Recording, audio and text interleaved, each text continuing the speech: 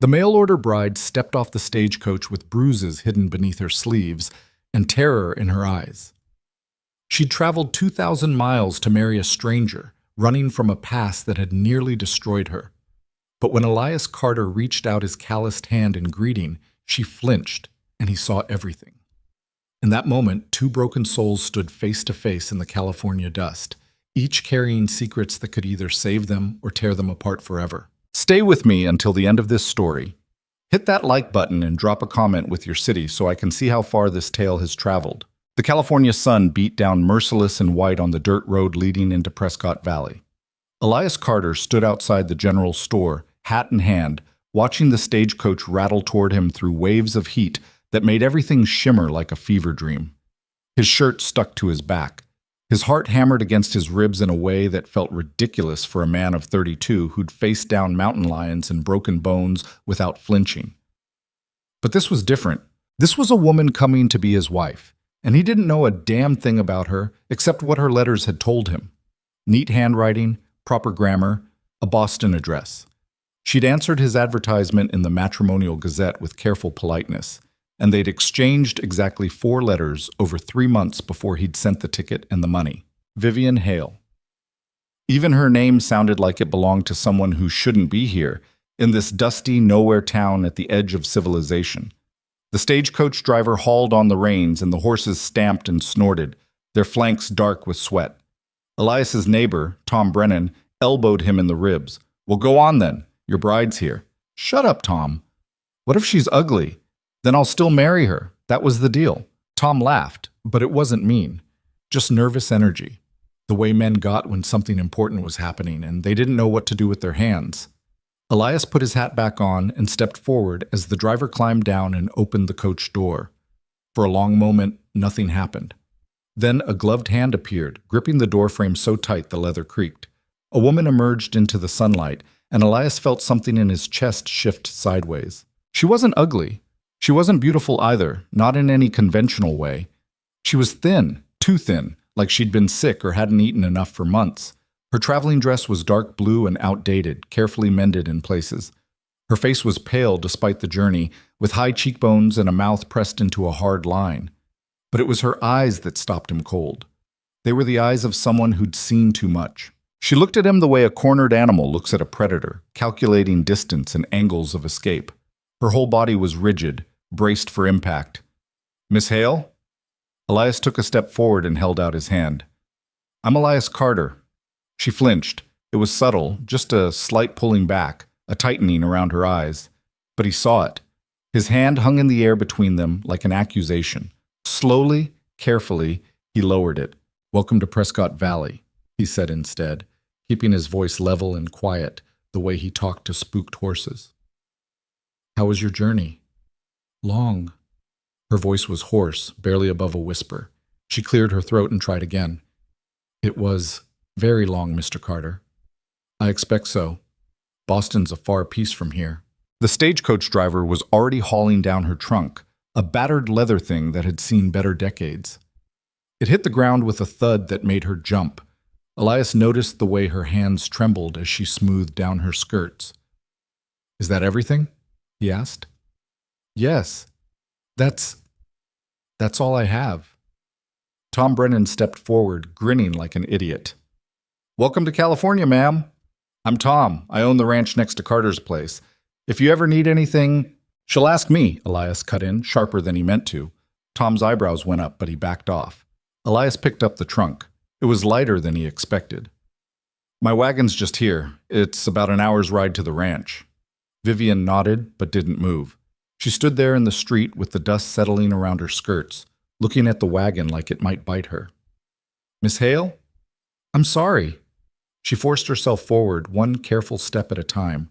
"I'm just tired." "Of course you are." He set the trunk in the wagon bed and turned to help her up onto the bench seat. She climbed up on her own before he could touch her, gripping the side rail with both hands. Elias climbed up beside her and took the reins. The horses started forward with a lurch that made Vivian grab the rail tighter. They rolled out of town in silence, past the church and the saloon and the last few houses before the land opened up into golden hills scattered with scrub oak and sage. The valley spread out before them, beautiful in its own harsh way. Elias had always loved this view, the sense of space, of possibility. But Vivian just stared straight ahead, her face blank as stone. "It's different from Boston, I imagine," he offered. "Yes. Takes some getting used to. The emptiness, I mean. Some folks never do get used to it." She didn't answer. He tried again. "The ranch isn't much to look at yet. About 300 acres, most of it grassland. I run about 40 head of cattle, some horses. There's a creek that runs year-round through the north pasture. House is small but solid. I built it myself 5 years back." "It sounds fine, Mr. Carter." Her voice was so flat, it made him feel like he was talking to himself. He fell quiet and concentrated on driving. The wagon wheels creaked. A hawk circled overhead, crying out once before wheeling away toward the hills. After a while, Vivian spoke without looking at him. "Why did you place the advertisement?" Elias considered lying, then decided against it. "Lonely, I guess. Gets quiet out here. I thought it might be good to have someone to talk to, someone to share the work with." "I see. What about you? Why'd you answer it?" Her jaw tightened. For a moment he thought she wouldn't respond at all. Then, "I needed to leave Boston. Family trouble? Something like that. The way she said it told him not to push. They lapsed back into silence. Elias found himself stealing glances at her when he thought she wasn't looking. She sat perfectly straight, hands folded in her lap now, every muscle tense. There was a small scar on her left temple, barely visible beneath her hair. Her collar was buttoned all the way up despite the heat. The ranch came into view as they crested the last hill. A simple wooden house with a covered porch, a barn, a well, a few outbuildings. Nothing fancy, but he'd built every board of it with his own hands. He'd always been proud of it. Now, seeing it through her eyes, it looked small and crude, and desperately alone in all that empty land. "Here we are," he said, pulling the horses to a stop in front of the house. Vivian looked at it for a long time. Then she climbed down from the wagon, still not letting him help her, and stood in the yard with her arms wrapped around herself. "It's clean inside," Elias said, feeling suddenly defensive. "I scrubbed everything down yesterday. There's food put by, firewood stacked. The roof doesn't leak. I'm sure it's fine. Let me show you." He led her up the porch steps and opened the door. The house was dim and cool after the glare outside. One main room that served as kitchen and sitting area, with a bedroom off to one side and a loft above reached by a ladder. He'd built a second bedroom last month, knowing she was coming. It had a door that latched from the inside. Vivian walked through slowly, taking it all in.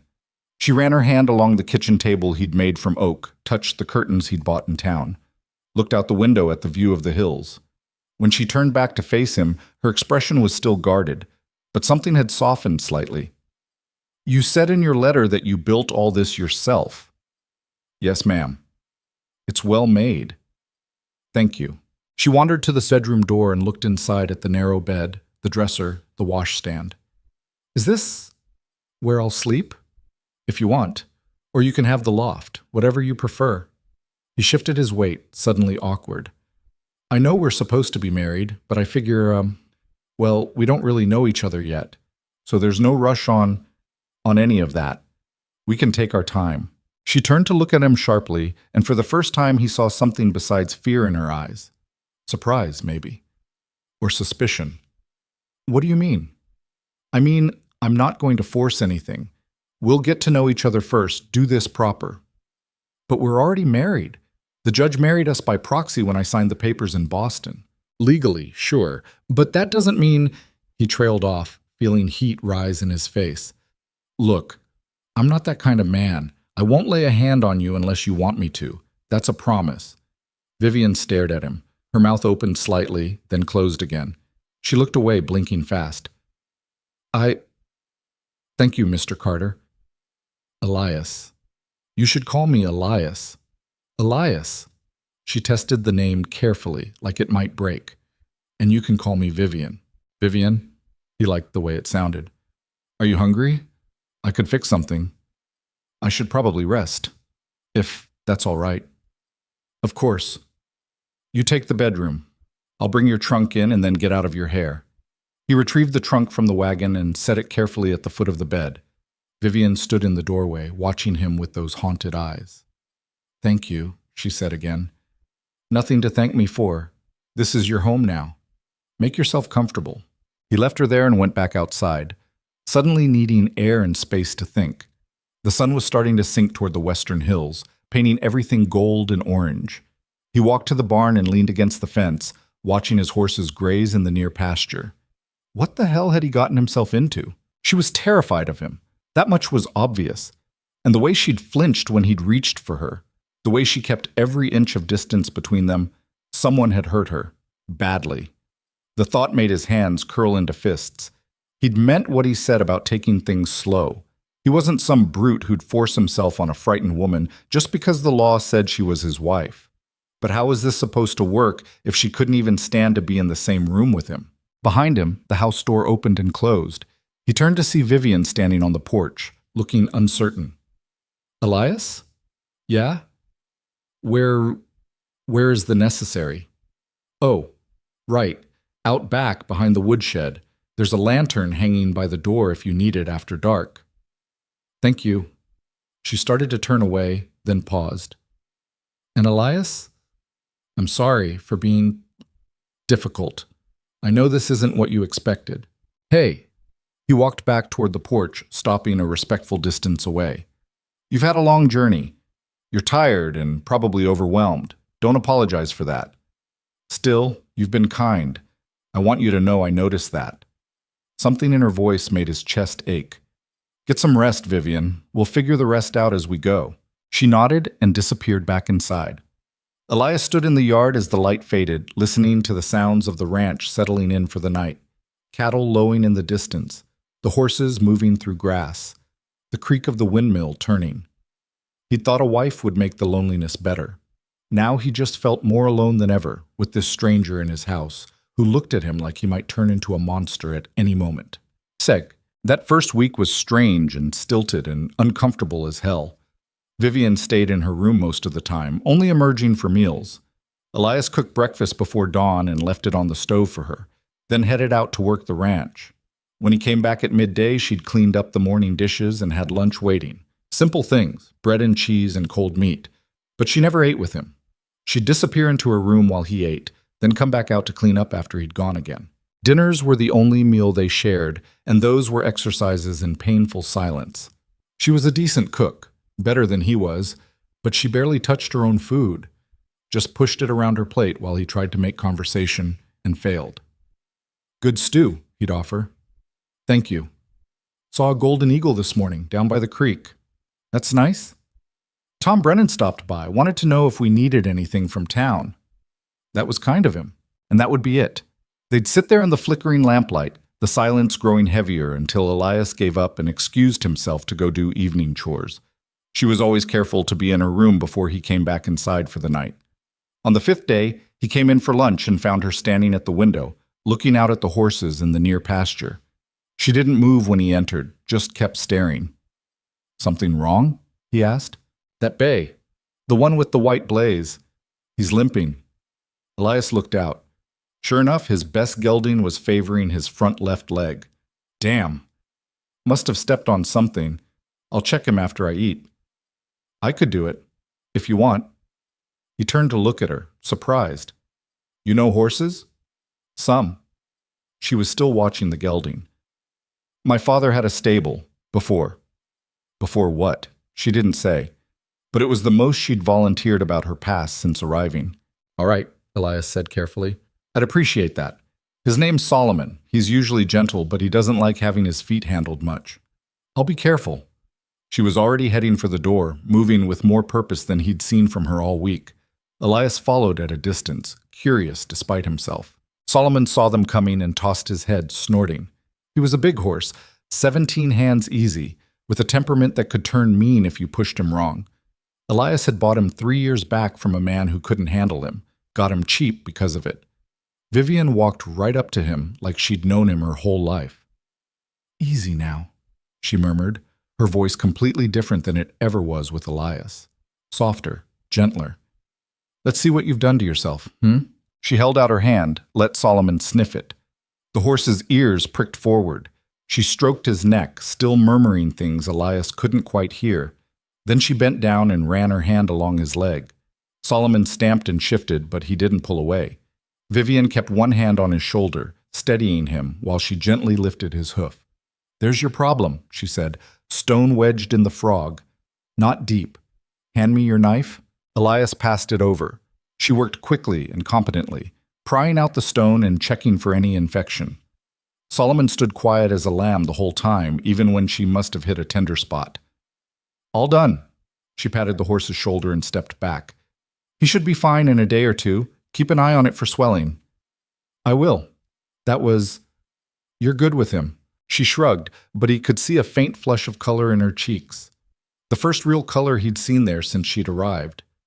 "I used to help in my father's stable. It was the one thing I was good at." "What happened to it?" "The stable."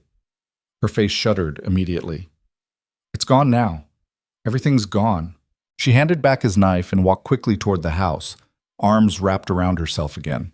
Elias watched her go, watched Solomon nudge at her shoulder as she passed.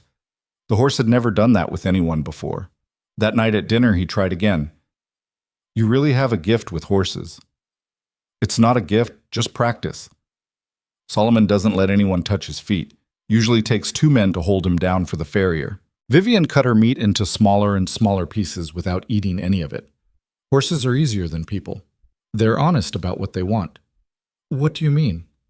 She looked up at him, and for a moment something raw showed through. "You always know where you stand with a horse. If they're going to hurt you, they don't pretend otherwise first." The words hung in the air between them. Elias put down his fork. "Vivian, who hurt you?" "I don't want to talk about it." "I'm not going to hurt you. You know that, right? You keep saying that." Her voice was tight. "But every man says that at first." "I'm not every man. How am I supposed to know that?" The question came out sharp, almost desperate. "I've known you less than a week. You're bigger than me, stronger than me. This is your house, your land. Legally, I'm your property. You could do anything you wanted, and no one would stop you." Elias felt like he'd been punched. "I wouldn't. Jesus, Vivian, I wouldn't." "But you could. So could you. You could poison my food or brain me with a skillet while I sleep, or set the house on fire. Should I be afraid of you?" "That's different." "Why? Because I'm a man?" "Yes!" She stood up so fast her chair tipped backward. Tears streaked her face, but her expression was furious. "You have no idea what it's like. None. To spend every day knowing that if someone decides to hurt you, really hurt you, there's nothing you can do to stop them. To have to smile and be polite and grateful while your whole body is screaming at you to run." "Then run," Elias said quietly. "If that's what you need to do, I won't stop you." She stared at him. "What?" "I mean it. There's money in the tin on the top shelf, about $40. Take it. Take the wagon if you want. Go back to town.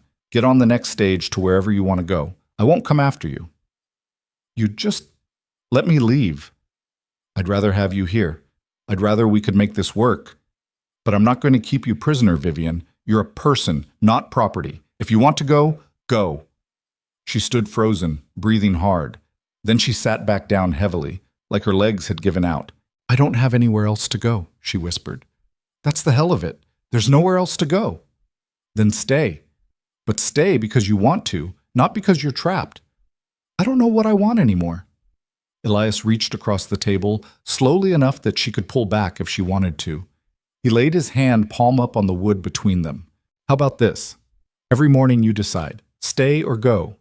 If you're still here when I come in for breakfast, I'll know you chose to stay that day, and we'll take it one day at a time until you feel sure."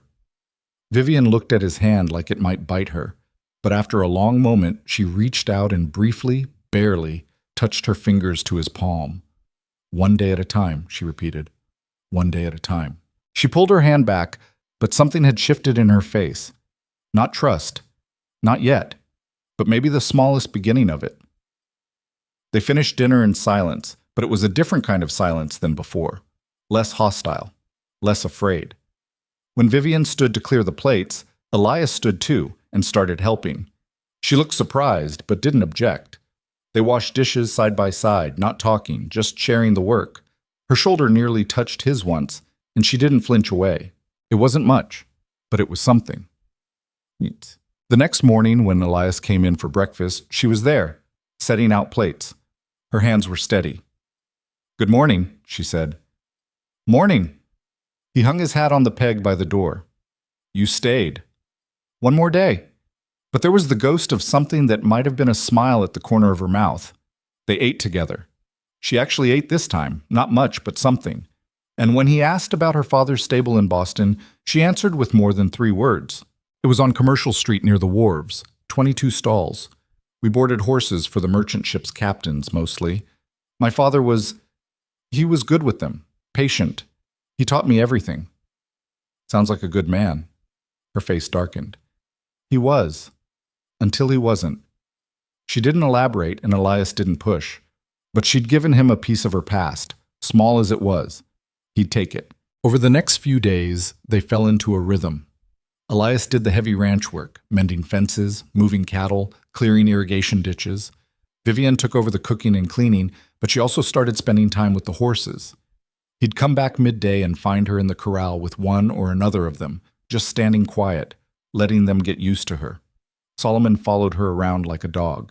"Never seen anything like it," Tom Brennan said one afternoon, leaning on the fence to watch. "That horse tried to kill the last man who worked him." "She's got a way about her," Elias agreed. "You're a lucky man, Carter." Elias didn't feel lucky exactly. Vivian still slept behind a latched door. She still went rigid if he moved too fast or spoke too loud. But she was staying. Every morning she was there, and every morning felt like a small miracle. 2 weeks after she'd arrived, he came back from checking the north fence line and found her in the barn with his worst horse, a half-broke Mustang mare named Delilah, who'd put 3 men in the dirt and sent one to the doctor with a cracked rib. "Vivian, get out of there," he called, his heart jumping into his throat. "She's fine." "She's dangerous. She'll kick your head in." "No, she won't." Vivian had her hand on the mare's neck. Delilah's ears were forward, her eyes soft. "She's just afraid. Someone hurt her badly before you got her." "How do you know that?" "Look at the scars on her flanks. Those are spur marks, deep ones, and the way she flinches from a raised hand. Someone beat her." Elias climbed the fence rails to look closer. She was right. He'd never noticed before, too focused on just trying to survive working with the mare. "So what do we do?" he asked. "We give her time, patience. Let her learn that not all hands hurt." "Sounds familiar," he said without thinking. Vivian glanced at him, and their eyes met. For a moment, something passed between them, an understanding, maybe, an acknowledgement of all the things neither of them had said. "Yeah," she said softly. "I guess it does." 3 weeks in, Elias woke before dawn to the sound of screaming. He was out of bed and across the house in seconds, his heart hammering. Vivian's door was closed, but not latched. He shoved it open to find her thrashing in bed, caught in a nightmare, making sounds that didn't seem human. "Vivian! Vivian, wake up!" He caught her flailing wrist, and her eyes flew open. For a second, she didn't recognize him. She jerked back, scrambling to get away, her breath coming in harsh gasps. "It's me. It's Elias. You're safe. You're at the ranch." Recognition filtered back into her face. She pressed both hands to her mouth, tears streaming. "I'm sorry. I'm so sorry." "Hey, no, don't be sorry." He backed up, giving her space. "Bad dream?" She nodded, still shaking. Her nightgown was soaked with sweat. "You want to talk about it?" "No." "Okay. Can I get you anything? Water?" Just go, please." It killed him to leave her like that. But he did. He went back to his own room and lay in bed, listening to her cry through the thin wall between them. Soft, broken sounds that she was trying to muffle with her pillow. In the morning, she didn't come out for breakfast. Elias worked through the morning in a black mood, angry at whoever had put that terror in her, angry at himself for not knowing how to help. When he came back at midday, she was in the kitchen making bread. Her eyes were red and swollen.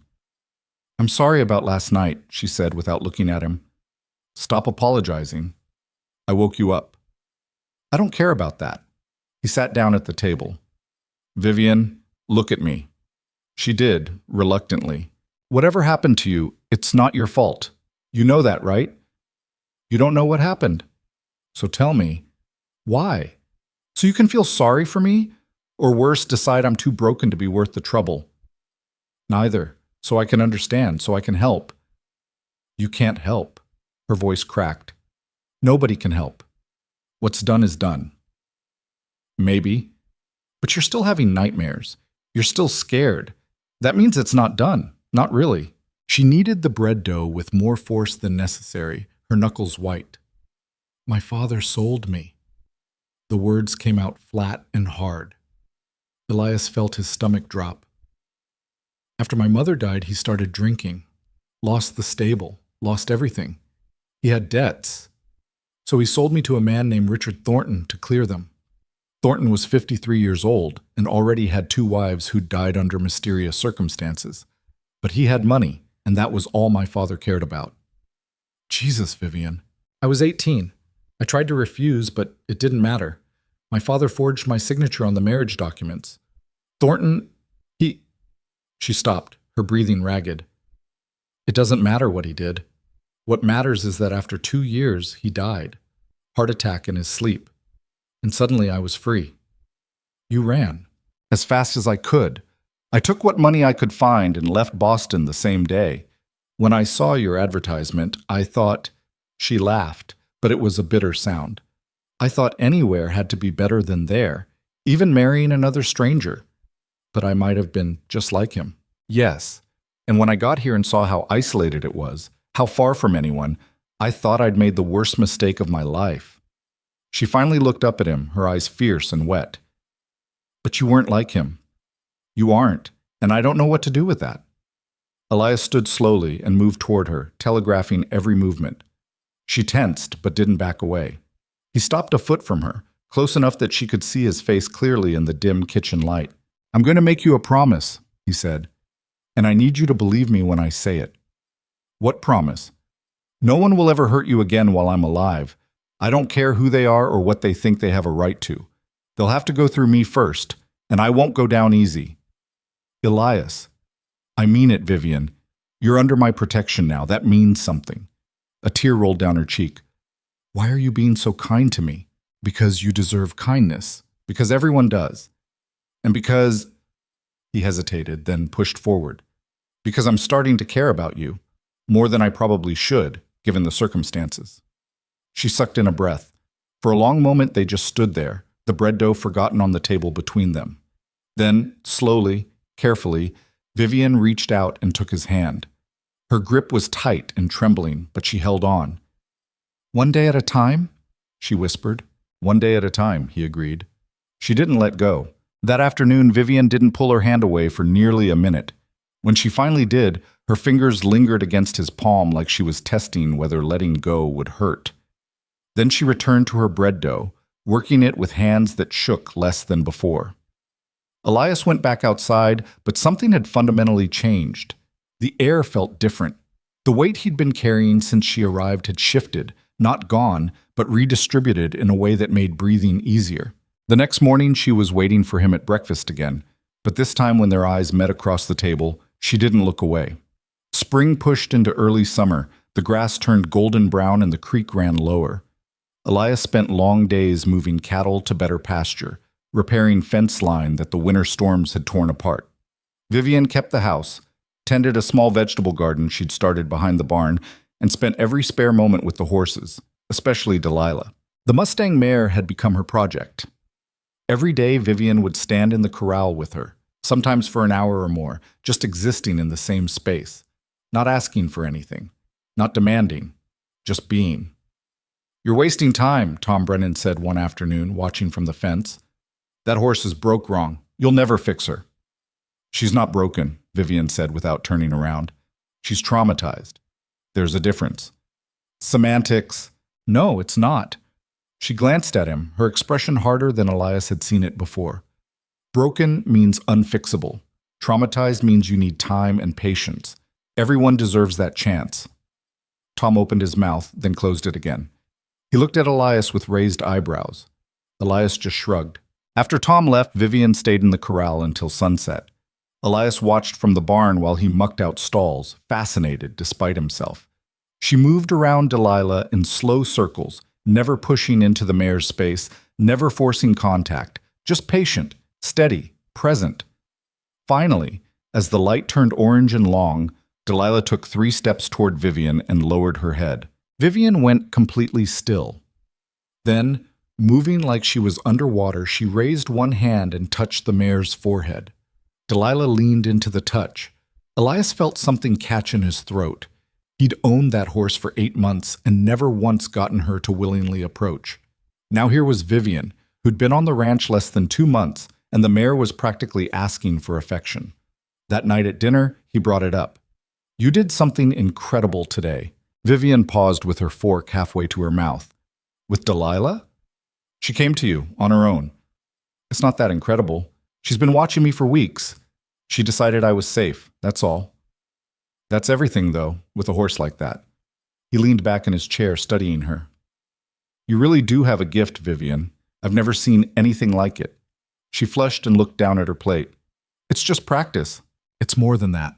I've been around horses my whole life, and I can't do what you do.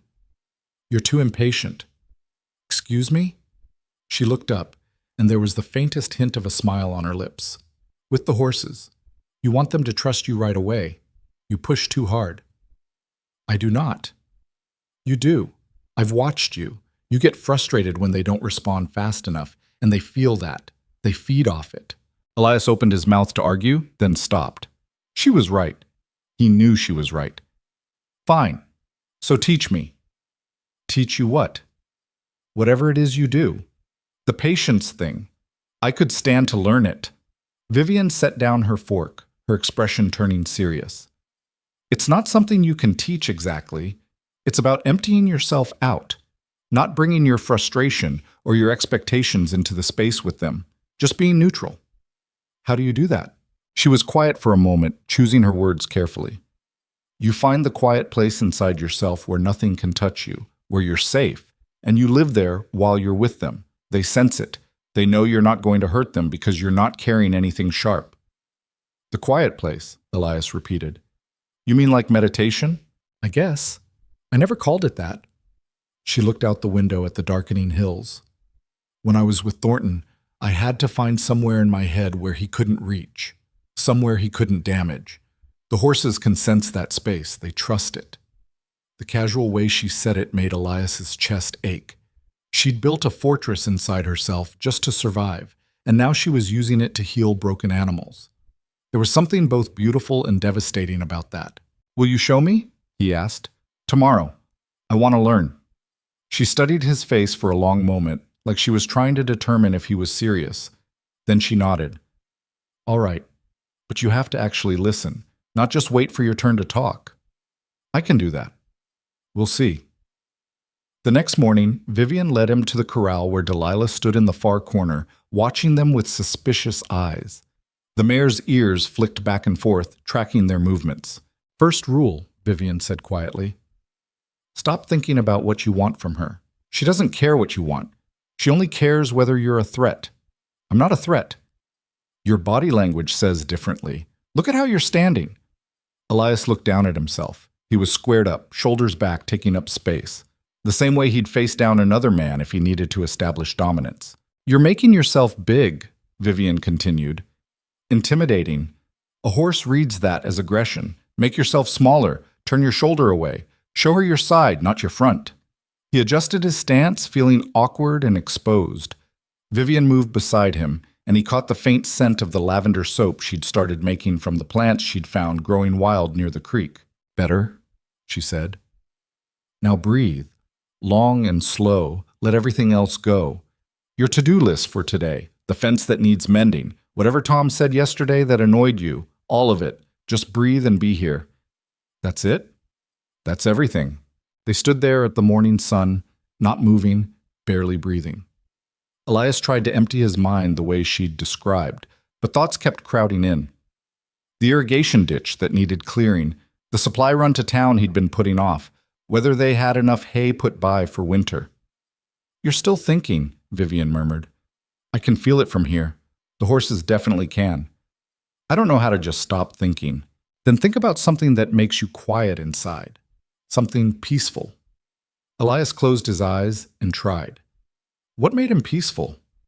Not much, honestly. Work made him tired. Town made him irritable. The only thing that had given him any sense of peace lately was...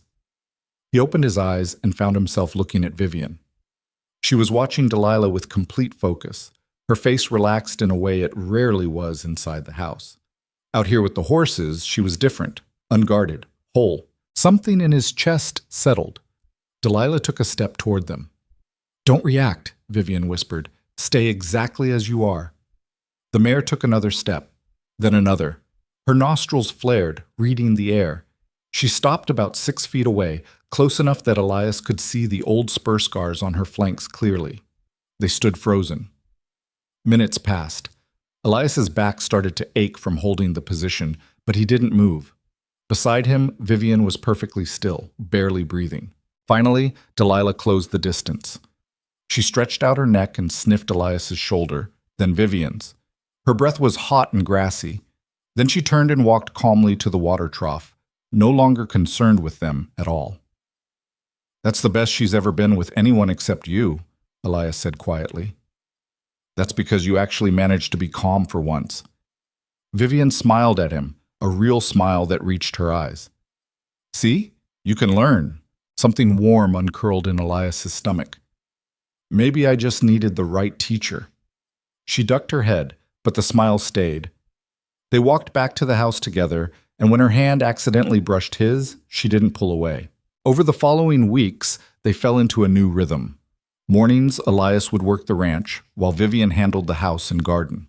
Afternoons, they'd spend an hour or two in the corral together, working with the horses. She taught him to read their body language, to understand what a pinned ear meant versus a curious one, how to tell the difference between fear and aggression. Horses are honest, she told him one sweltering afternoon. They don't lie about how they feel. If they're scared, they show it. If they're angry, you'll know. People should be more like that. You want people to kick and bite when they're upset? She laughed, an actual laugh, light and surprised. You know what I mean. I do. He leaned against the fence, watching her work a young gelding on a lid line. You're different out here, with them. Different how? Happier. More yourself, I think. She was quiet for a moment, guiding the gelding through a turn. I spent 2 years being whatever Thornton wanted me to be. Quiet when he wanted quiet. Decorative when he wanted decoration. Invisible when he wanted me gone. I forgot how to be anything else. She glanced at him. The horses don't want me to be anything except present. It's a relief. You don't have to be anything except yourself with me either. You know that, right? I'm starting to. It wasn't a declaration. It wasn't even quite trust yet, but it was closer than they'd been before. That evening, a violent thunderstorm rolled over the valley. The sky turned green-black and the wind picked up until it screamed around the corners of the house. Rain came in sheets, pounding the roof like fists. Elias was checking the windows when he heard the horses screaming in the barn. He ran outside into the deluge, Vivian right behind him. In the barn, the horses were losing their minds, kicking at their stalls, eyes rolling white with terror. Thunder cracked directly overhead, so loud it felt like the sky splitting open. It's the wind, Vivian shouted over the noise. They can't tell what direction it's coming from. It's confusing them. Solomon reared in his stall, nearly braining himself on the low beam. The gelding Vivian had been working kicked his door so hard the wood cracked. We need to move them to the far pasture, Elias yelled. They'll hurt themselves in here. In this storm, they'll scatter to hell and back. Better than dying in a collapsed barn. Another crack of thunder. One of the younger mares went down, thrashing. Vivian was already moving toward her stall. Get the others, she called back. I've got her. Elias threw open stall doors, trying to herd the panicked horses toward the barn entrance. They fought him, wheeling and rearing. One caught him in the shoulder with a hoof and sent him sprawling into the dirt. He got back up, tasting blood, and kept pushing. Behind him, he could hear Vivian's voice, low and steady even through the chaos. He couldn't make out the words, but the tone was unmistakable. That same calm she always brought to the corral. The young mare stopped thrashing. Elias got 3 horses out before he looked back. Vivian was in the stall with the mare now, kneeling in the straw, one hand on the horse's neck. The mare was on her side, breathing hard but no longer fighting. "Vivian, we need to move." "I know. Give me a second." "We don't have a second. The roof could go any minute." She ignored him, focused entirely on the mare. Her lips were moving. Whatever she was saying, it was working. The mare's breathing slowed. Her eyes stopped rolling.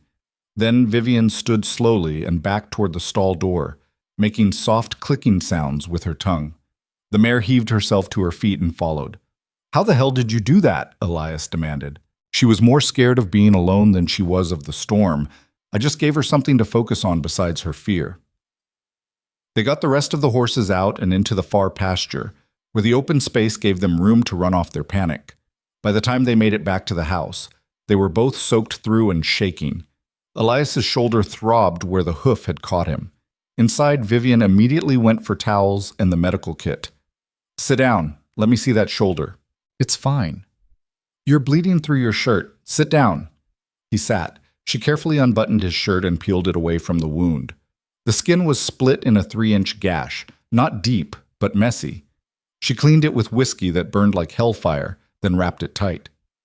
"You're getting good at this," he said through gritted teeth. "I had a lot of practice with Thornton. He liked to hunt, always coming back with injuries." Her hands were steady on the bandage. "Hold still." When she finished, she didn't move away. They sat there in the lamplight with the storm still raging outside, her hands resting on his bare shoulder, his shirt hanging open. "You could have been killed out there," she said quietly. "So could you." "I was trying to save a horse. You were trying to save me." "I was trying to save all of you." She met his eyes. "Thank you." "For what?" "For running into a collapsing barn in a thunderstorm. For not ordering me to stay inside where it was safe. For trusting that I knew what I was doing." "You did know what you were doing. That thing you did with the mare, Vivian, that was incredible." She shook her head. "Any good horsewoman could have done it." "No, they couldn't. I've seen good horsewomen. You're something else entirely." A faint blush crept up her neck. Don't say it's just practice. It's not. It's a gift, and you need to stop pretending it's nothing." She started to pull away, but he caught her wrist gently. She froze, and he could feel her pulse hammering against his fingers. "I'm sorry," he said quickly. "I shouldn't have grabbed you." But she didn't pull away. Instead, she looked down at where his hand circled her wrist, her expression unreadable. "You have good hands," she said finally. "Strong but careful. The horses trust them, I've noticed." "Do you?" The question hung between them. Outside, the storm was beginning to ease, the thunder moving off to the east. "I'm starting to," she whispered. She turned her wrist in his grip until their palms met. Her hand was small in his, calloused from work, still trembling slightly. They stayed like that, hands clasped, while the rain drummed softer and softer on the roof. "Vivian." "Yeah?" "I need you to know something." She waited, not pulling away. "This ranch is failing," he said. "I've been trying to keep it together on my own, but I'm losing ground. The cattle prices have dropped. Half my calves died last winter. I'm barely breaking even most months. By this time next year, I might not have anything left." "Why are you telling me this?" "Because you should know what you're signing up for if you stay. This isn't some prosperous spread. It's a struggling operation run by a man who's in over his head. And if you wanted to leave before things get worse, I'd understand." She was quiet for a long time. Then, "What if we didn't focus on cattle?" "What?" "The cattle aren't working. You just said so." "But the horses—" She looked up at him with something bright and fierce in her eyes. "Elias, what we did today with that mare, people would pay for that. Good money. There are horses all over this territory that need gentling, need training, need someone who understands them. We could do that." "Horse training? Why not?" "You have the land. I have the skill. Tom Brennan told me last week that he knows 3 ranchers who have problem horses they're ready to shoot because they can't do anything with them. What if we took those horses instead, trained them and sold them, or charged for the training?" Elias stared at her. The idea was crazy. Horse training was hard, uncertain work. But looking at her face, seeing the excitement there for the first time since she'd arrived, he found himself nodding. "All right, let's try it." "Really?" Really, but you'll have to be the one doing most of the training. I'm not half as good as you are. Then I'll teach you to be better. She squeezed his hand. We'll do it together. Together, he echoed. They sat there in the lamplight, hands still clasped, the storm finally breaking apart above them. And for the first time since Vivian had stepped off that stagecoach, Elias felt something that might have been hope. The next morning dawned clear and bright, the air scrubbed clean by the storm. Elias rode into town and put out the word. Elias Carter and his wife were taking in problem horses for training. Reasonable rates, results guaranteed or your money back. Tom Brennan was the first to show up 3 days later, leading a big buckskin stallion that tried to bite him twice on the way up the drive. "This is Samson," Tom said, keeping a safe distance from the horse's teeth. "Mean as a rattlesnake and twice as quick. Threw my best hand last month and broke his collarbone. I was going to sell him for glue, but my wife said I should give you folks a chance first."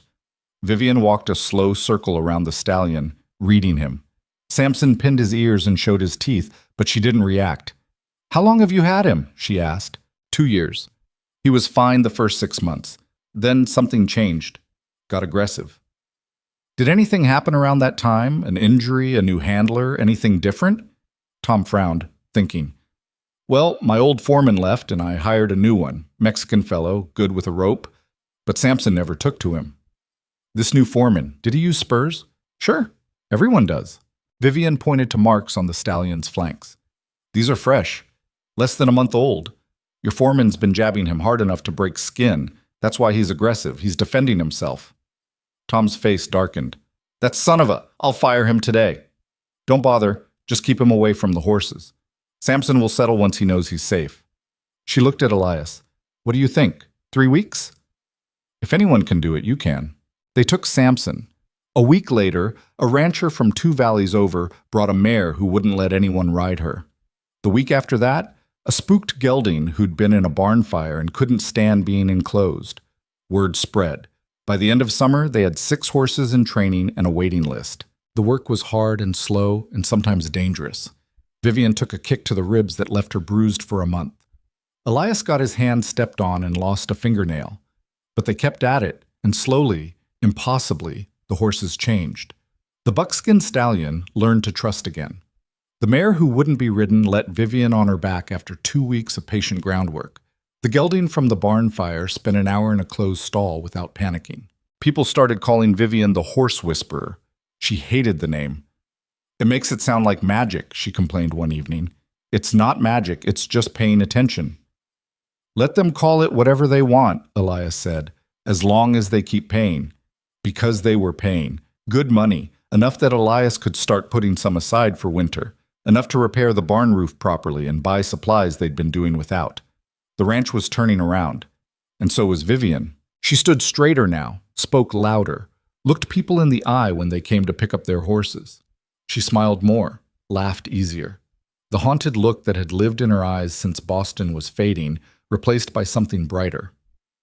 One evening in late August, Elias came back from town to find her in the corral, with all 6 training horses loose around her. They followed her like a herd, moving when she moved, stopping when she stopped. It was the damnedest thing he'd ever seen. "How are you doing that?" he called from the fence. "I'm not doing anything. They're just choosing to follow." "Vivian, that's not normal." She laughed and spun in a circle, her skirts kicking up dust. The horses spun with her. "I know, isn't it wonderful?" She was radiant, absolutely radiant, and Elias realized with sudden, perfect clarity that he was in love with her. Not the careful, hopeful affection he'd been nursing since she arrived. Not the partnership and respect they'd built. Real, deep, no-going-back love that hit him like a fist to the sternum. He must have made some sound because she looked over at him, her smile fading. "What's wrong?" "Nothing. Nothing's wrong." He climbed the fence and dropped into the corral. The horses shifted but didn't spook. "I just realized something, that's all." "What?" He walked toward her, slow and steady like she'd taught him. She watched him come, curious but not afraid. When he was close enough to touch, he stopped. "I love you," he said. Her eyes went wide. "Elias, I know it's fast. I know we said we'd take things slow, but I need you to know. You don't have to say it back. You don't have to do anything with it. I just needed to tell you." She stood frozen, her chest rising and falling fast. Around them, the horses had gone still, sensing the shift in energy. "I don't know if I can," she whispered.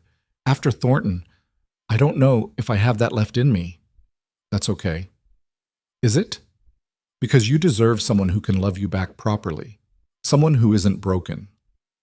"You're not broken." "I have nightmares every night. I flinch when doors slam. I can't stand to be touched without warning. How is that not broken?" He took one careful step closer. "You survived something that should have destroyed you. You took that survival and turned it into this." He gestured at the horses, at the ranch around them. "You're the strongest person I've ever met, Vivian. That's not broken. That's extraordinary." Tears spilled down her cheeks.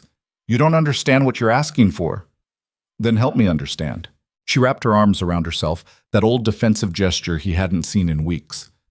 "What if I can't ever be a real wife to you? What if I can never? What if the thought of it always makes me feel sick?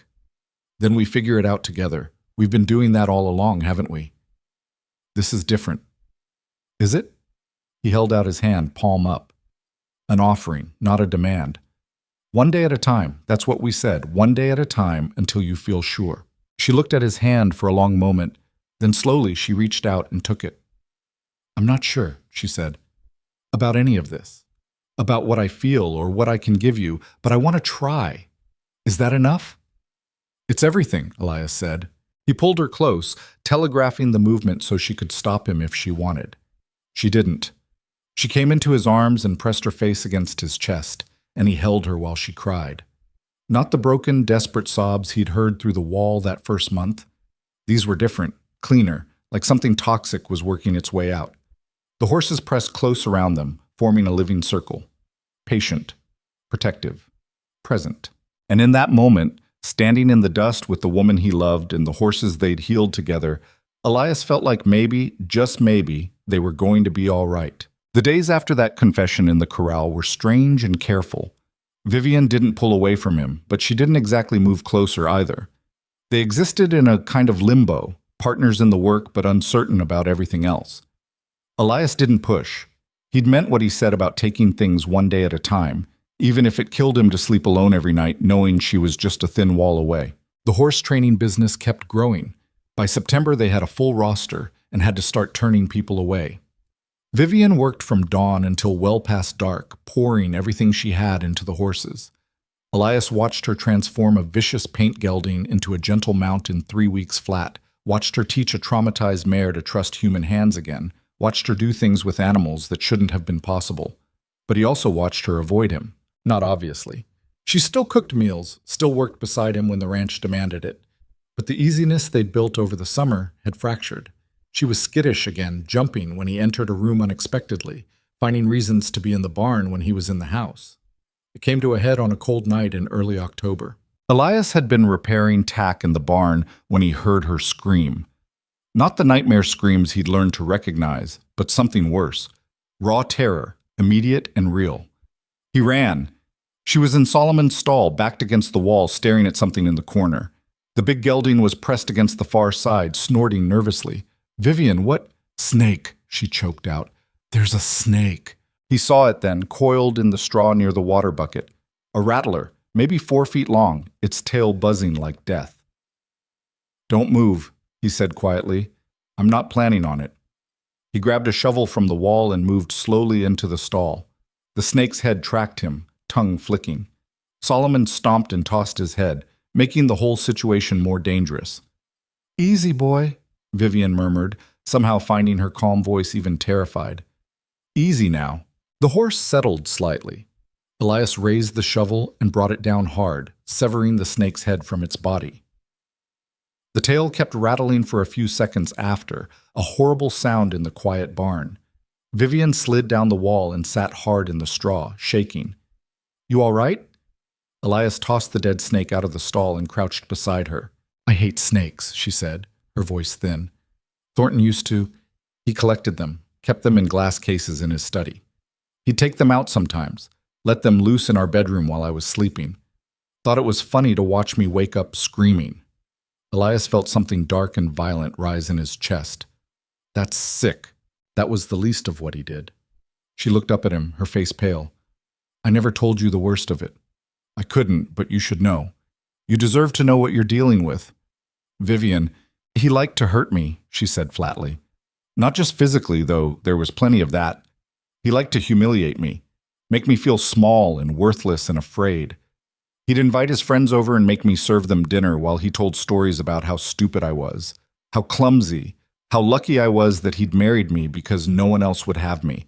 And I'd have to stand there and smile and pretend it didn't matter. Her hands were fisted in her skirts, knuckles white. The nights were worse. He'd do things, hurt me in ways I didn't know a person could be hurt. And if I cried or fought back, he'd lock me in the basement with his snakes for days. No food, no water, just me in the dark and the sound of them moving in their cages. Elias's vision had gone red around the edges. How long? 2 years, 730 days. I counted every single one. And your father, he knew? She laughed bitterly. My father sold me to him knowing exactly what kind of man Thornton was. His first 2 wives didn't die of illness. Everyone knew that. But Thornton had money and my father had debts, and I was just a commodity to settle the accounts. I'm going to be sick, Elias said. Don't. I need to finish this. She took a shaky breath. When Thornton died, I didn't feel relief. I felt terrified. Because I'd spent so long being what he made me that I didn't know how to be anything else. I didn't know if there was anything left of me underneath all that fear. But you got out. You came here. I ran. There's a difference. She finally met his eyes. And when I got here and you were kind to me, I didn't trust it. I kept waiting for you to show your real face, to turn into him. Because in my experience, all men eventually do. I'm not him. I know that now, and in my head I know it, but my body doesn't believe it yet. When you get too close, when you move too fast, some part of me still thinks I'm back in that house with him. And I hate it. I hate that he still has that power over me. Elias sat down beside her in the straw, careful to leave space between them. That's not weakness, Vivian. That's survival instinct. Your body's trying to protect you. From you. From someone who's never done anything but help me. How is that fair? It's not. But trauma doesn't care about fair. They sat in silence for a while. Solomon had calmed and was nosing at his hay, unconcerned now that the threat was gone. Outside, the wind picked up, rattling the barn doors. I do care about you, Vivian said finally. I need you to know that. What I feel for you is real. I just don't know if I can ever be what you need. What do you think I need? A real wife. Someone who can share your bed without having a panic attack. Someone who can give you children and a normal life. I don't want normal. I want you. You say that now, but what about in a year, 5 years? What if I never get better? Elias turned to look at her fully. Then we figure it out. We adapt. There's more than one way to build a life together, Vivian. We don't have to follow anyone else's rules about how it's supposed to look. But children, maybe we'll have them, maybe we won't. There's plenty of kids who need homes. We could take in orphans if we wanted, or we could just focus on the horses and each other. I don't care which. I just care about you. She stared at him like he was speaking a foreign language. How can you be so patient with me? How can you be so patient with those horses? It's the same thing. You wait because they're worth waiting for. Tears spilled over, tracking through the dust on her cheeks. I'm so tired of being afraid. I know you are. I want to be brave. I want to be the person who can stand in a corral with 6 wild horses and feel safe. But the second you touch me, I turn back into that girl in the basement. What if we started smaller? Elias said carefully. Not everything at once, just small things. On your terms. At your pace. Like what? Like this. He held out his hand, palm up. The same gesture he'd made 100 times with her. You don't have to take it, but if you want to, it's here. Vivian looked at his hand. Then, slowly, she reached out and laced her fingers through his. Good, he said softly. That's good. How does that feel? Scary, but not bad scary. Just new scary. New is okay. We can work with new. They sat there holding hands in the straw while the wind howled outside and Solomon munched his hay. It wasn't romance. It wasn't passion, but it was connection, real and honest and chosen, and that mattered more than anything else. Can we try something? Vivian asked after a while. Anything. Can you put your arm around my shoulders? Just for a minute. I want to see if I can stand it. Elias moved carefully, telegraphing everything. He lifted his arm and settled it gently across her shoulders, barely touching. She went rigid immediately, her breathing shallow. You're doing great, he murmured. Just breathe. I've got you. I know. I know you've got me. That's what makes it different. She leaned into him slightly, testing. Her whole body was tense as wire. With him, being held meant being trapped, but this doesn't feel like a trap. It's not. You can move away anytime you want. I know. She took a deep breath and leaned a little more. That's why I don't want to. They stayed like that until her breathing evened out and some of the tension left her frame. Then she pulled back and he let her go immediately. Thank you, she said. For what? For not making me feel broken for needing to go slow. You're not broken, Vivian. You're healing. There's a difference. She smiled, small and fragile, but real. You sound like me talking about the horses. I learned from the best. They stood up, brushing straw from their clothes. Vivian looked at the corner where the snake had been, shuddered, then squared her shoulders. I should check the rest of the stalls. Make sure there aren't any more. I'll help. They worked through the barn together, checking every corner and crevice. No more snakes, just mice and the usual barn spiders. When they finished, the moon was high and bright, turning everything silver. Walking back to the house, Vivian reached for his hand again. This time she didn't let go until they reached the porch. Elias? Yeah? I think I'd like to sleep in the main room tonight. Not the bedroom, just I don't want to be alone right now. His heart kicked hard against his ribs. All right. I can take the bedroom. You take... No, I mean together. You on the sofa, me in the chair, close enough to know someone's there, but not too close. If that's what you want. It is. So they arranged themselves in the main room, him stretched out on the old sofa he'd built their first year. Her curled in the armchair with a quilt wrapped around her shoulders. The lamp burned low between them. Tell me something, Vivian said into the darkness. Something about you I don't know yet. Elias thought for a moment. My mother died when I was 12. Fever took her in 3 days. My father raised me and my sister alone after that. You have a sister? Had. She died in childbirth 5 years ago, her and the baby both. That's when I left Missouri and came out here. Couldn't stand to be in that house anymore with all the ghosts. I'm sorry. Me too. She would have liked you, I think. She was tough like you. Didn't take grief from anyone. He shifted on the sofa, finding a position that didn't make his bad shoulder ache. What about you? Any siblings? A brother, younger, Thomas. Her voice went soft.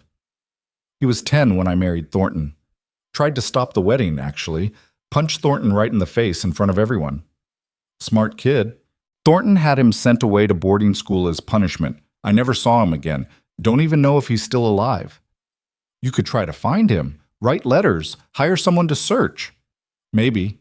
She pulled the quilt tighter. Or maybe some doors are better left closed. He's probably better off thinking I'm dead than knowing I'm out here, still damaged from what happened. You're not damaged, and he's your brother. I'd bet money he'd want to know you're all right. She was quiet for a long time, then, maybe someday, when I feel more like myself again, if that ever happens. It will. You sound so sure. I am sure. I've watched you bring back horses everyone else had given up on. If you can do that for them, you can do it for yourself. That's different. Is it? She didn't answer, but he could see her thinking about it in the lamplight, turning it over in her mind like a stone. They fell asleep like that, her in the chair and him on the sofa, close enough to hear each other breathing, but not touching. When Elias woke in the gray pre-dawn, Vivian was still there, her face peaceful in sleep for once. He lay still and watched her, this woman who'd survived hell and come out the other side still fighting, who'd taken his failing ranch and turned it into something worth keeping, who'd taught him patience and shown him what real strength looked like. He loved her so much it physically hurt. The arrangement became routine. Most nights Vivian would sleep in her room, but when the nightmares got bad or the memories pressed too close, she'd come out to the main room. Sometimes she'd talk, telling him pieces of her story in the darkness. Other times they'd just exist together in companionable silence. Slowly, carefully, she started letting him touch her, a hand on her shoulder when he passed, his arm around her waist when they worked together with a difficult horse. Brief moments of contact that she could control and end whenever she needed to.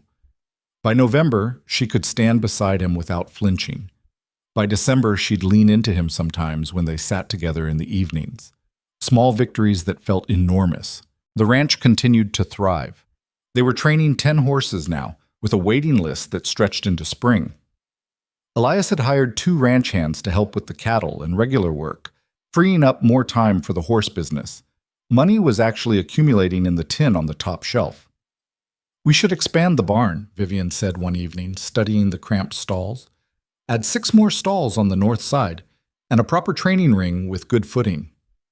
"That's expensive." "We can afford it now, and we need the space if we're going to keep growing." Elias looked at her, saw the confidence in her stance, the way she talked about the future like she planned to be in it. "All right, we'll start in spring when the weather clears." She smiled at him, and it hit him all over again how beautiful she was when she wasn't afraid. Winter came hard and early that year. Snow piled up in the valleys, and the creek froze solid. They worked in brutal cold, breaking ice from water troughs every morning, hauling hay to the horses, keeping the fires going in the house and barn. On Christmas Eve, a blizzard rolled in that lasted 3 days. They were trapped in the house, unable to get to the barn except for absolutely necessary care. Elias went out every few hours to feed and water, coming back so cold he couldn't feel his fingers. The second night, Vivian stopped him at the door. "You're going to freeze to death doing this alone." "Someone has to." "Then I'm coming with you." They bundled up in every piece of clothing they owned and fought their way through waist-deep snow to the barn. The horses were huddled together for warmth, breath steaming in the frigid air. Working together, they broke ice, distributed hay, checked each animal for signs of frostbite or distress. On the way back to the house, the wind picked up so strong it nearly knocked them over. Visibility dropped to nothing. Elias grabbed Vivian's hand so they wouldn't get separated. "Stay close," he shouted over the howl of the storm.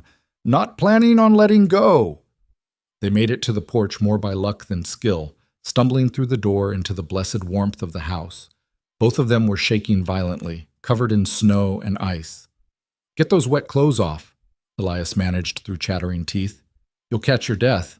They stripped down to underclothes and huddled by the fire, wrapped in every blanket they owned. Elias could see Vivian's lips were blue, her whole body convulsing with shivers. "Come here," he said, opening his arms. "Body heat. It's faster than the fire alone." She hesitated only a second before crawling into his embrace. He wrapped them both in the blankets and held her close, rubbing her arms and back to get the blood flowing again. "This is purely medicinal," she said against his chest. "Absolutely. Completely practical. Nothing romantic about hypothermia. Nothing at all." But she burrowed closer anyway, and he tightened his arms around her. They stayed like that for a long time, warming each other while the storm raged outside. "Elias? I'm glad I'm here. With you. Even if we're probably going to freeze to death." He smiled against her hair. "We're not going to freeze to death. You don't know that. I do. We're too stubborn to die. Both of us." She laughed, and he felt it against his ribs. True enough. The shivering finally stopped. The fire crackled and popped, throwing dancing shadows on the walls. Outside, the wind screamed like something alive and furious. "Vivian? Yeah? Thank you." "For what?" "For staying, for trying, for giving me a chance even when you were terrified." She was quiet for a moment. Then she shifted in his arms so she could see his face. "Thank you for being worth it," she said. And then carefully, telegraphing the movement so he could stop her if he wanted to, she leaned up and kissed him. It was brief and chaste, barely more than a brush of lips, but it was the first time she'd initiated any kind of intimacy, and it felt like everything. When she pulled back, her eyes were wide. "Was that okay?" she whispered. "More than okay." His voice came out rough. "But only if it was what you wanted." "It was. I've been wanting to for weeks. I needed to be sure I could." "And can you?" She kissed him again, longer this time. Still gentle, still careful, but with more confidence. Elias held perfectly still, letting her control everything, barely breathing. When she pulled away this time, she was smiling. Yes, she said. I think I can. They spent the rest of the storm wrapped together by the fire, talking and dozing and occasionally kissing like teenagers. It wasn't the passionate romance from dime novels. There was too much history, too much careful navigation of trauma and trust. But it was real, and it was theirs. And that made it perfect in its own way. When the storm finally broke on the third day, they emerged to a world transformed. Snow had buried everything in pristine white, sparkling in the sudden sunshine. The horses were fine, the barn had held, and they'd made it through together. That night, Vivian came to his bed, not for anything physical beyond sleeping beside him, her head on his shoulder and his arm around her waist. But it was progress, huge and terrifying and brave. Is this all right? She asked, her voice small in the darkness. It's perfect. Are you all right?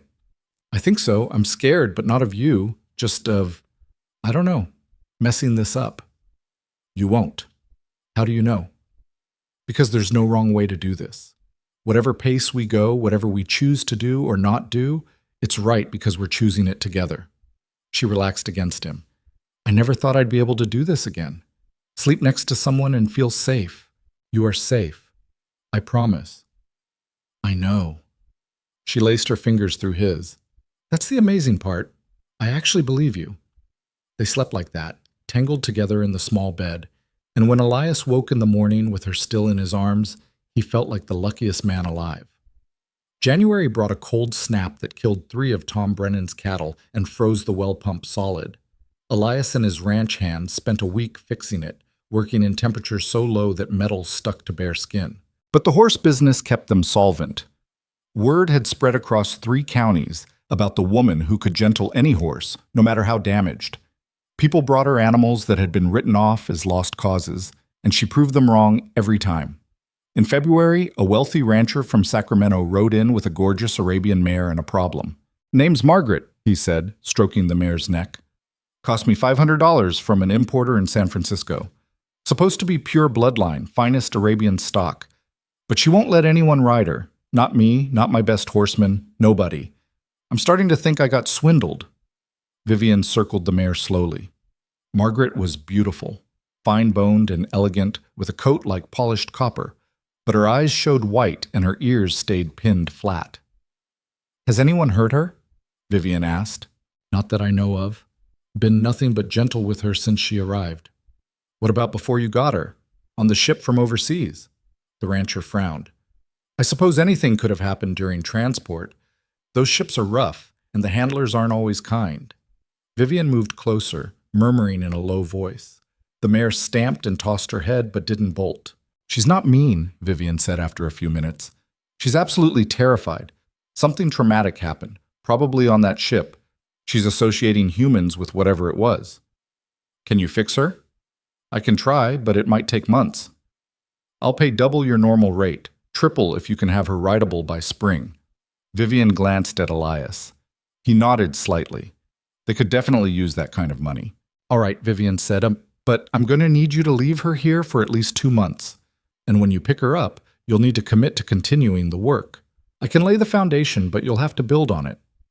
Done. Margaret arrived the next day and proceeded to make everyone's life difficult. She kicked at anyone who approached, tried to bite Elias when he brought her food, and screamed like a banshee whenever they put her in a stall. This is going to be your hardest case yet, Elias said, watching the mare destroy her 3rd water bucket. I know. But Vivian's eyes were bright with the challenge. But she's worth it. You can see the breeding in her lines. If we can bring her back, she'll be incredible. She started the way she always did, with patience and time. Hours spent just existing in Margaret's space, not asking for anything, just being present. The mare fought it at first, staying as far away as possible, but slowly, incrementally, she started to relax. By the end of the 1st week, Margaret would eat with Vivian in the corral. By the end of the 2nd, she'd let Vivian touch her neck. By the end of the 3rd, Vivian could run her hands over the mare's entire body, checking for old injuries or sources of pain. There, she said one evening, her fingers finding a spot on Margaret's withers. The mare flinched hard. Something happened here. See the scar tissue under the coat? Someone beat her with something metal, a chain maybe. On a ship crossing the ocean, trapped and terrified, getting beaten. Elias felt sick. No wonder she wants nothing to do with people. She just needs to learn that not all hands hurt. Same lesson they all need. Same lesson Vivian herself had needed to learn, Elias thought, but didn't say. The work with Margaret became Vivian's obsession. She spent every spare moment with the mare, talking to her, grooming her, teaching her that touch could be gentle. And slowly, impossibly, it worked. In mid-March, Vivian led Margaret into the training ring with a saddle blanket. The mare snorted and sidestepped, but didn't panic. Vivian laid the blanket across her back and left it there while they walked in slow circles. The next day, she added the saddle. The day after that, she stood on a mounting block and leaned over Margaret's back, putting weight on the saddle without actually mounting. "You're incredible," Elias said, watching from the fence. "You know that, right? I'm just doing what she needs." "No, you're doing what no one else could do. That's different." Vivian smiled at him over Margaret's back. "Maybe I learned from a good teacher." "Who taught you?" "The horses. And you. You taught me that patience pays off, that some things are worth waiting for." The way she looked at him made his chest tight.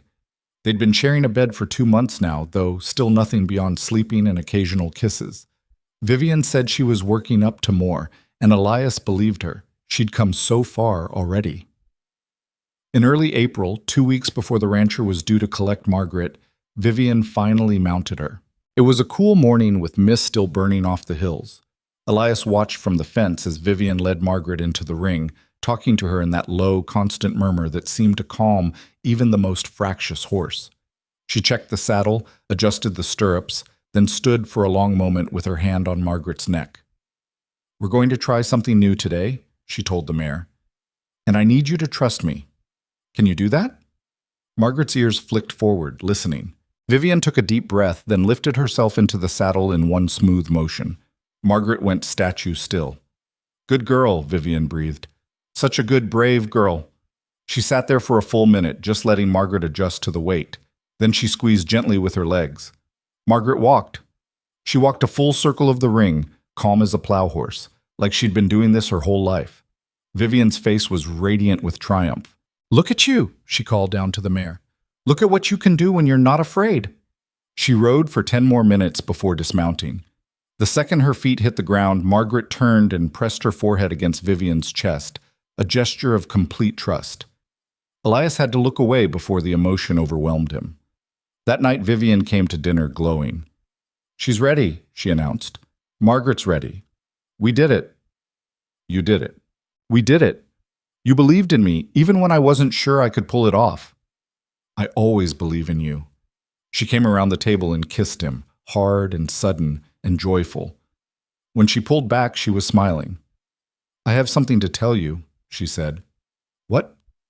"I think I'm ready for everything, for a real marriage." Elias's heart stopped. "Vivian, you don't have to eat. I know I don't have to. I want to. I'm tired of letting Thornton control my life from the grave. I'm tired of being afraid of something that should be good." She took his face in her hands. "I love you, Elias Carter, and I want to be your wife in every sense of the word." "Are you sure?" "I'm terrified, but I'm sure. We can wait longer if you need. I've been waiting my whole life to feel like this, safe enough to be vulnerable, strong enough to choose intimacy instead of having it forced on me." She kissed him again. "I don't want to wait anymore." So they didn't. That night, in the bedroom they'd been sharing for months, Vivian finally let down the last of her walls. It was awkward and halting and nothing like the romance novels promised. She had moments of panic that Elias had to talk her through. There were stops and starts and reassurances needed. But it was theirs, chosen and shared and honest. And when it was over, Vivian cried, not from pain or fear, but from relief and release and the overwhelming realization that she'd reclaimed something she thought was lost forever.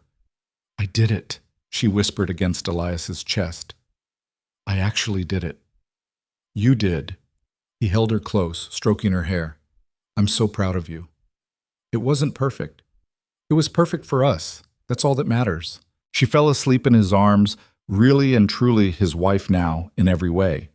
And Elias lay awake, overwhelmed with gratitude for this woman who'd fought so hard to heal, who'd chosen him even when choosing anyone felt impossible. When the rancher came to collect Margaret 2 weeks later, the mayor loaded into his trailer without complaint. Vivian handed over detailed instructions for continuing the work, made him promise to write and update her on the mayor's progress. "I don't know how you did it," the rancher said, counting out triple the agreed-upon payment. "But she's a different horse entirely. You've got a real gift, Mrs. Carter." After he left, Vivian stood in the empty corral, looking at the space where Margaret had been. "You all right?" Elias asked. "Yeah, I'm gonna miss her." "You get attached. Can't help it. Each one feels like saving a piece of myself." "Maybe that's exactly what you're doing." She turned to look at him. "What do you mean?" "Every horse you heal, every broken thing you fix, it's you proving to yourself that healing is possible, that trauma doesn't have to be permanent." Vivian was quiet for a long moment. Then she crossed the corral and took his hand. "When did you get so wise?" "I had a good teacher." They walked back to the house together as the sun set over the hills, painting everything gold and orange. Vivian was humming, something she'd started doing lately when she was happy. It was the best sound Elias had ever heard. That night, after dinner and chores and all the small rituals of their life together, Vivian pulled him close and whispered in his ear, "I think I might be pregnant." Time stopped. "What?" "I'm late. 3 weeks late, and I've been sick in the mornings." Her eyes were huge and uncertain. "I wasn't sure if I should tell you yet, but I can't keep it to myself." Elias sat down hard, his legs suddenly unable to hold him. "A baby. Are you happy about it?" "Happy?" "Vivian, He pulled her into his lap, holding her so tight she squeaked in protest. "I'm terrified and thrilled and completely overwhelmed. Of course I'm happy." She relaxed against him. "Good, because I'm all of those things too." "When will you know for sure?" "Few more weeks, probably, or I could ride into town and ask the doctor." "Do that. Tomorrow. I want to know." She laughed and kissed his cheek. "Tomorrow. I promise." The doctor confirmed it 3 days later. Vivian was about 2 months along, which meant the baby would come in late October or early November. Elias walked around in a daze for a week, unable to fully process that he was going to be a father. Vivian seemed calmer about it, more focused. She immediately started planning, figuring out how to handle the horse training business while pregnant, talking about converting the loft into a nursery, making lists of supplies they'd need. "We should get married properly," Elias said one night. "I mean, we're already married, but we never had a ceremony. We could do one now, make it real." "It already is real." "I know, but I want people to see it. I want to stand up in front of everyone and claim you as my wife. I want you to have that moment." She considered it. "All right, but nothing fancy. Just Tom and his wife as witnesses, maybe a few neighbors. And I want to do it here, on the ranch, not in town." "Whatever you want." They held the ceremony on a Sunday in late May, in the training ring where Vivian had worked so many miracles. Tom Brennan stood up for Elias. Tom's wife Martha stood for Vivian. The local circuit preacher said the words while the horses watched from the pasture fence. Vivian wore a simple dress she'd sewn herself, pale blue with white flowers embroidered on the collar. She looked beautiful and nervous and completely herself. When the preacher asked if Elias would take Vivian as his wife, he said, "I already have, but I'll do it again, every day for the rest of my life." And when Vivian was asked the same, she looked Elias dead in the eye and said, "This man saved my life. Marrying him isn't a question. It's the easiest answer I've ever given. Yes. Always yes." There wasn't a dry eye in the small gathering. They celebrated with a simple meal in the house afterward. Martha had brought a cake, Tom brought whiskey, and the neighbors brought well wishes and practical gifts for the baby. It wasn't fancy or elaborate, but it was warm and real and surrounded by people who genuinely cared about them. That night, alone again, Vivian and Elias lay in bed with her head on his chest and his hand resting on her still flat stomach. "We did it," she said softly. "We actually made this work." "We did. Against all odds. Despite everything. Because of everything, maybe. All that hard stuff made us strong enough to handle this." She laced her fingers through his free hand. "I never thought I'd be here. Happy. Safe. Loved. About to have a baby with a man I actually chose." Best decision I ever made, placing that advertisement. Best decision I ever made, answering it. They fell asleep like that, wrapped together, the future spreading out before them bright and uncertain, and theirs to build however they wanted. The lonely rancher and the frightened mail-order bride had become something neither of them expected: partners, equals, lovers, friends. A team strong enough to handle whatever came next. And outside, the horses dozed in their barn, testament to what patience and trust could build even from the most broken beginnings. Summer heat settled over the valley like a blanket as Vivian's belly began to show.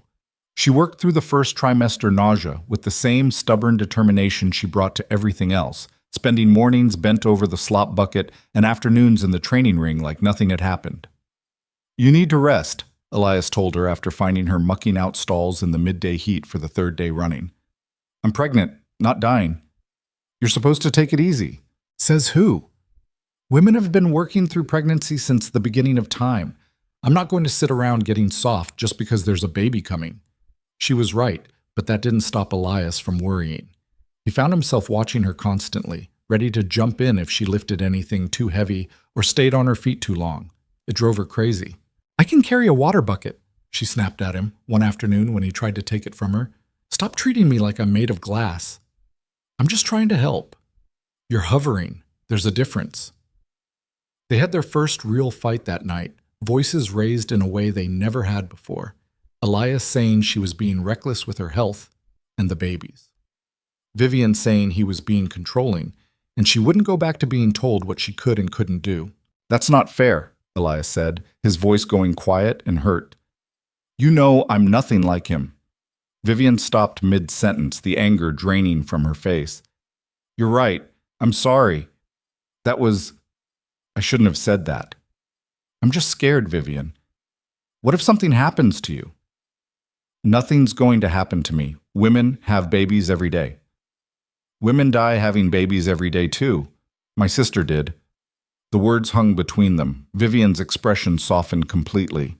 "I didn't think about that," she said quietly. "About your sister. That's what you're afraid of. Every minute of every day." She crossed the room and took his hands. "I'm strong, stronger than I look. And I'll be careful, I promise. But I can't stop working entirely. It'll make me crazy." "What if we compromise? You keep working with the horses, but no heavy lifting, no mucking stalls or hauling hay, just the training work. And you stop watching me like I'm about to collapse any second? I'll try." "Good enough." She kissed him, soft and reassuring. "We're going to be fine, all three of us." The ranch hands took over more of the heavy work. Tom Brennan's oldest son started coming by 3 times a week to help with the worst chores, and Vivian focused on what she did best, gentling the steady stream of problem horses that kept arriving. By August, she was noticeably pregnant, her belly round and firm under her work dresses. The baby kicked constantly, especially when she was working with the horses. "I think this one's going to be a trainer too," she told Elias, pressing his hand to her stomach so he could feel the movement. "Feel that? Baby gets active every time I'm in the ring. Or it's trying to tell you to sit down. Don't you start too." But there was no heat in it. They'd found their rhythm again, learning to navigate this new phase together. In September, a letter arrived that changed everything. Vivian was in the kitchen making preserves from the wild plums that grew near the creek when Elias came in with the mail. One envelope stood out from the usual bills and supply catalogs, addressed in careful script to Mrs. Vivian Carter. "It's from Boston," Elias said, handing it to her. Vivian's hand shook as she opened it.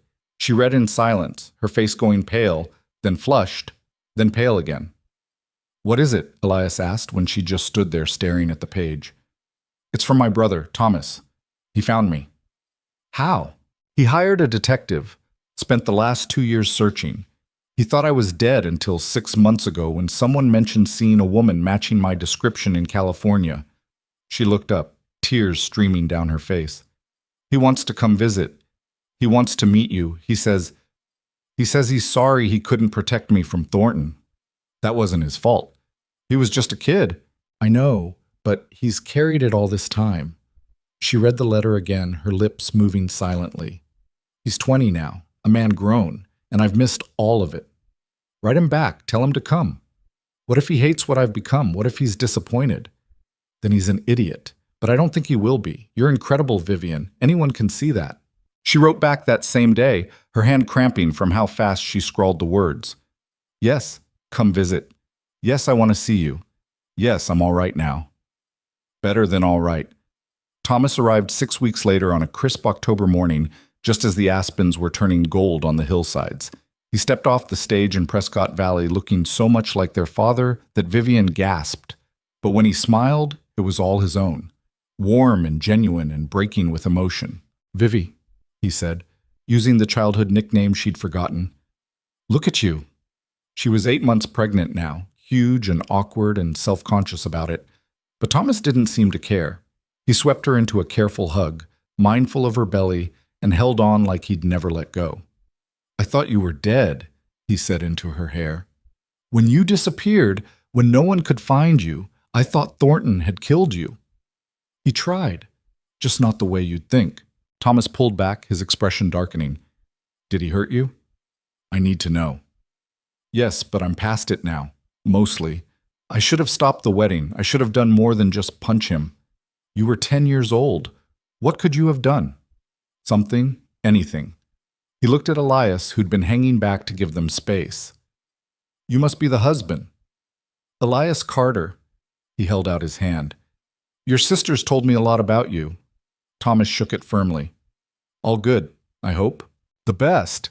She said you tried to fight Thornton at the wedding. That took guts. A lot of good it did. Thomas turned back to Vivian. I blame myself for years. If I'd fought harder, been smarter, found a way to stop it. Stop, Vivian said gently. That's Father's guilt to carry, not yours. He's the one who sold me. You tried to save me. That's what I remember.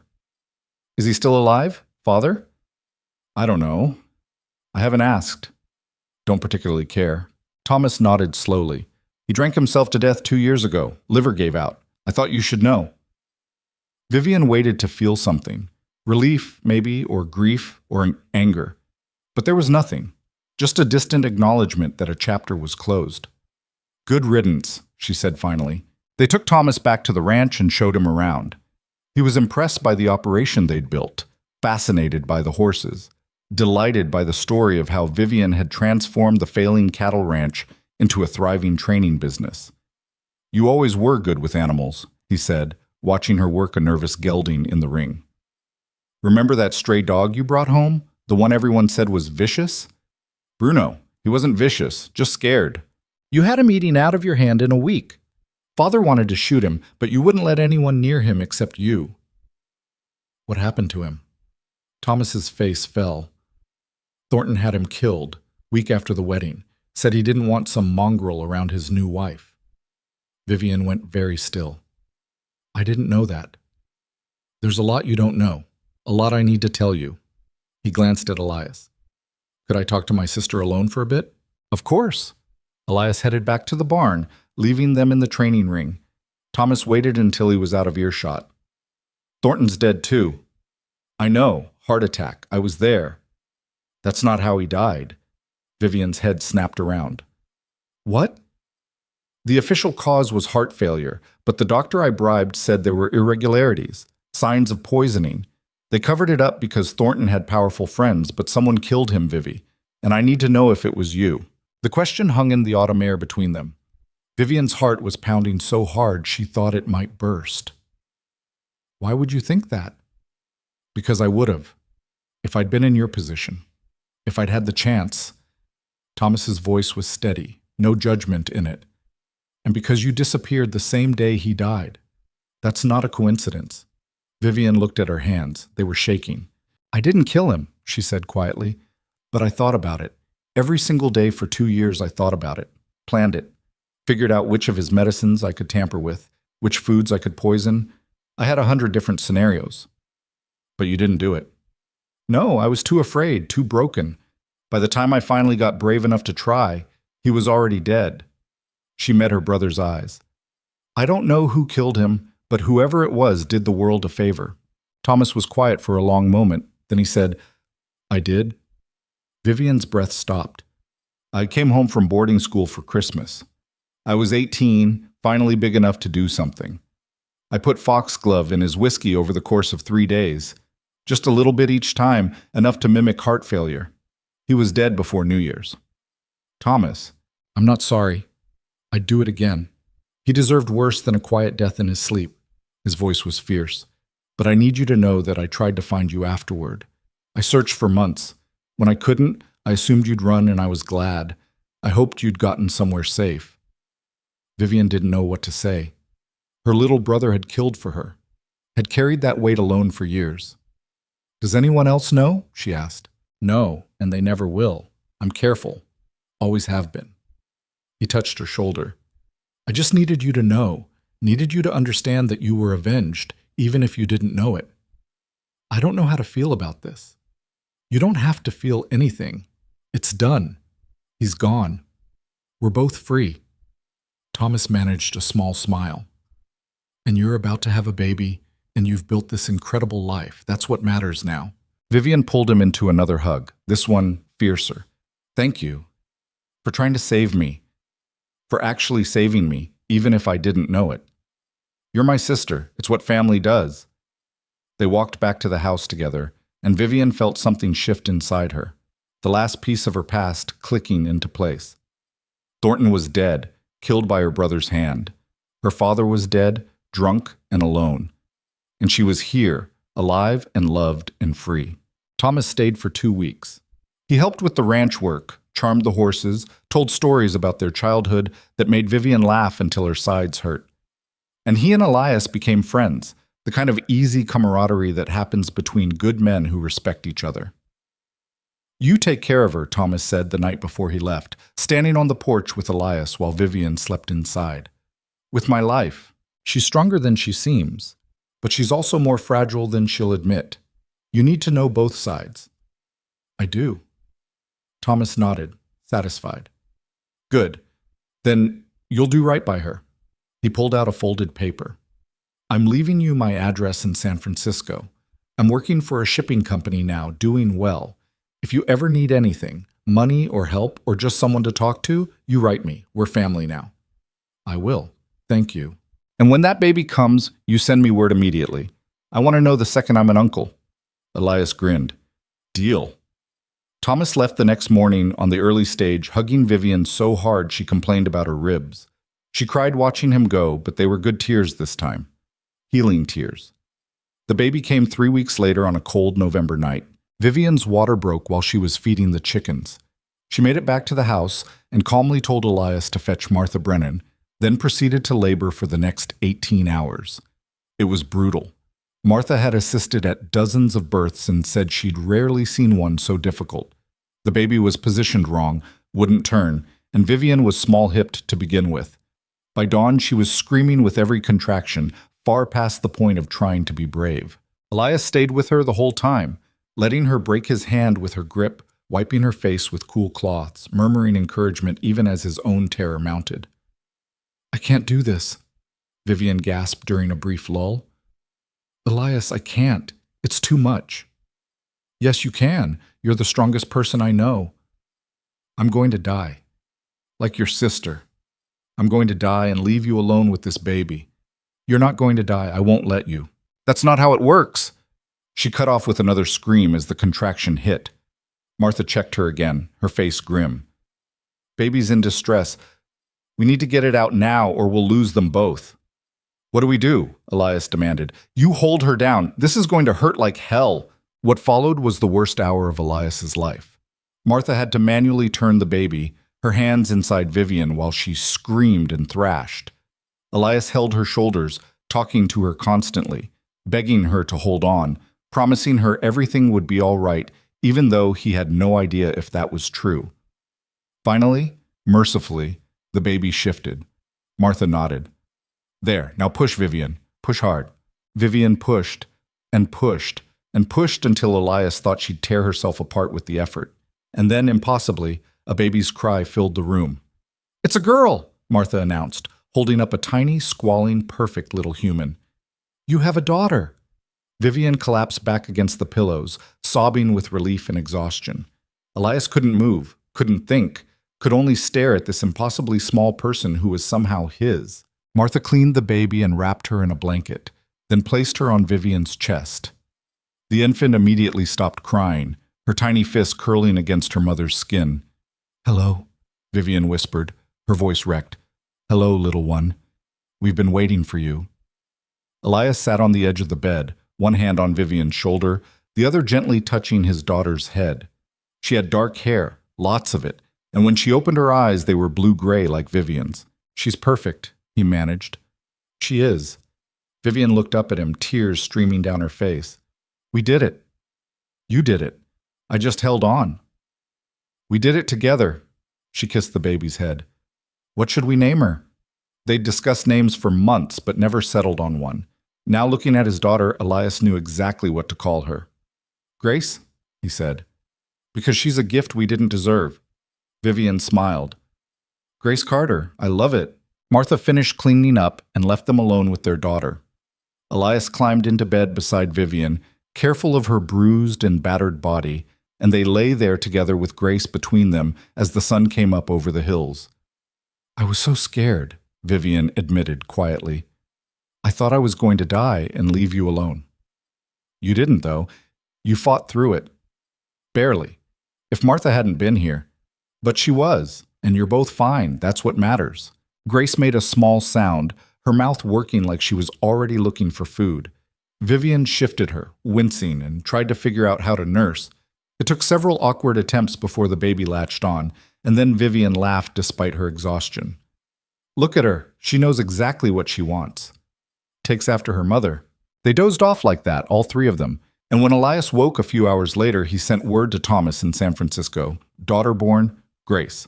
Mother and baby healthy. You're an uncle." Recovery was slow. Vivian had torn badly and needed weeks to heal. She hated being bedridden, hated having to depend on Martha and Elias and the ranch hands to keep everything running. But she focused on Grace, learning to nurse and change and soothe her, and slowly regained her strength. By Christmas, she was back on her feet, though still sore. Grace was 6 weeks old, alert and curious, and already showing signs of her mother's stubborn will. "She's going to be trouble," Elias said, watching his daughter refuse to sleep despite obvious exhaustion. "I can tell already."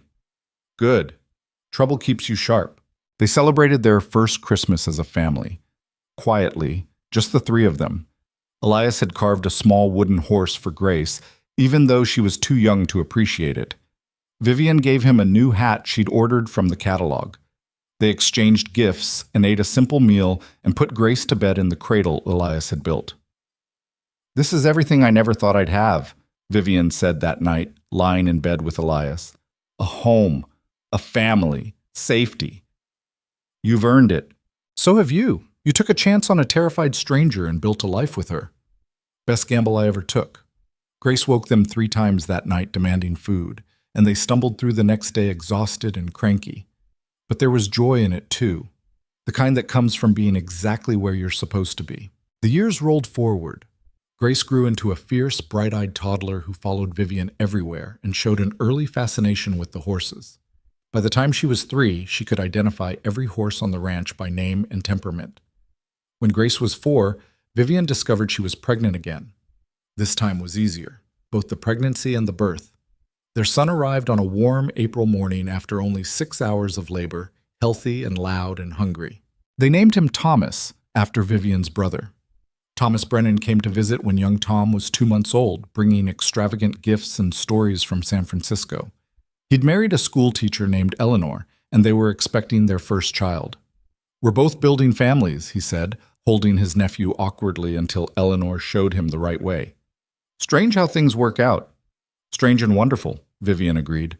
The ranch continued to prosper. Their reputation spread beyond California, bringing clients from Nevada, Oregon, even as far as Texas. They expanded the barn, added more training rings, hired 2 full-time trainers to work under Vivian's supervision. Grace started helping with the horses at age 6, showing the same intuitive understanding her mother had. Young Tom preferred the cattle and the land, spending his days following Elias around and asking endless questions about everything. They were different children, but both fiercely loved. The years brought challenges too. A drought in Grace's 7th summer that nearly bankrupted them. A winter so harsh they lost half their training stock to illness. A fire that destroyed the original barn and forced them to rebuild.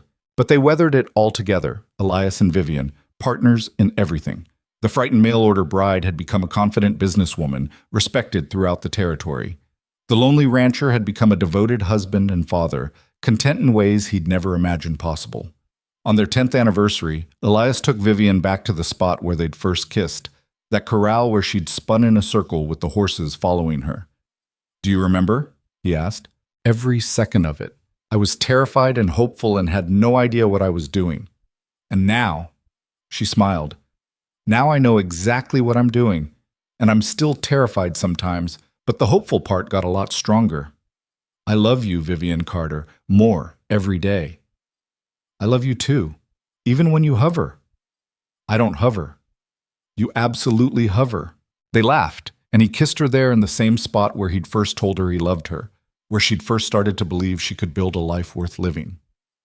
Grace was 12 and Tom was 8 when the telegram arrived from San Francisco.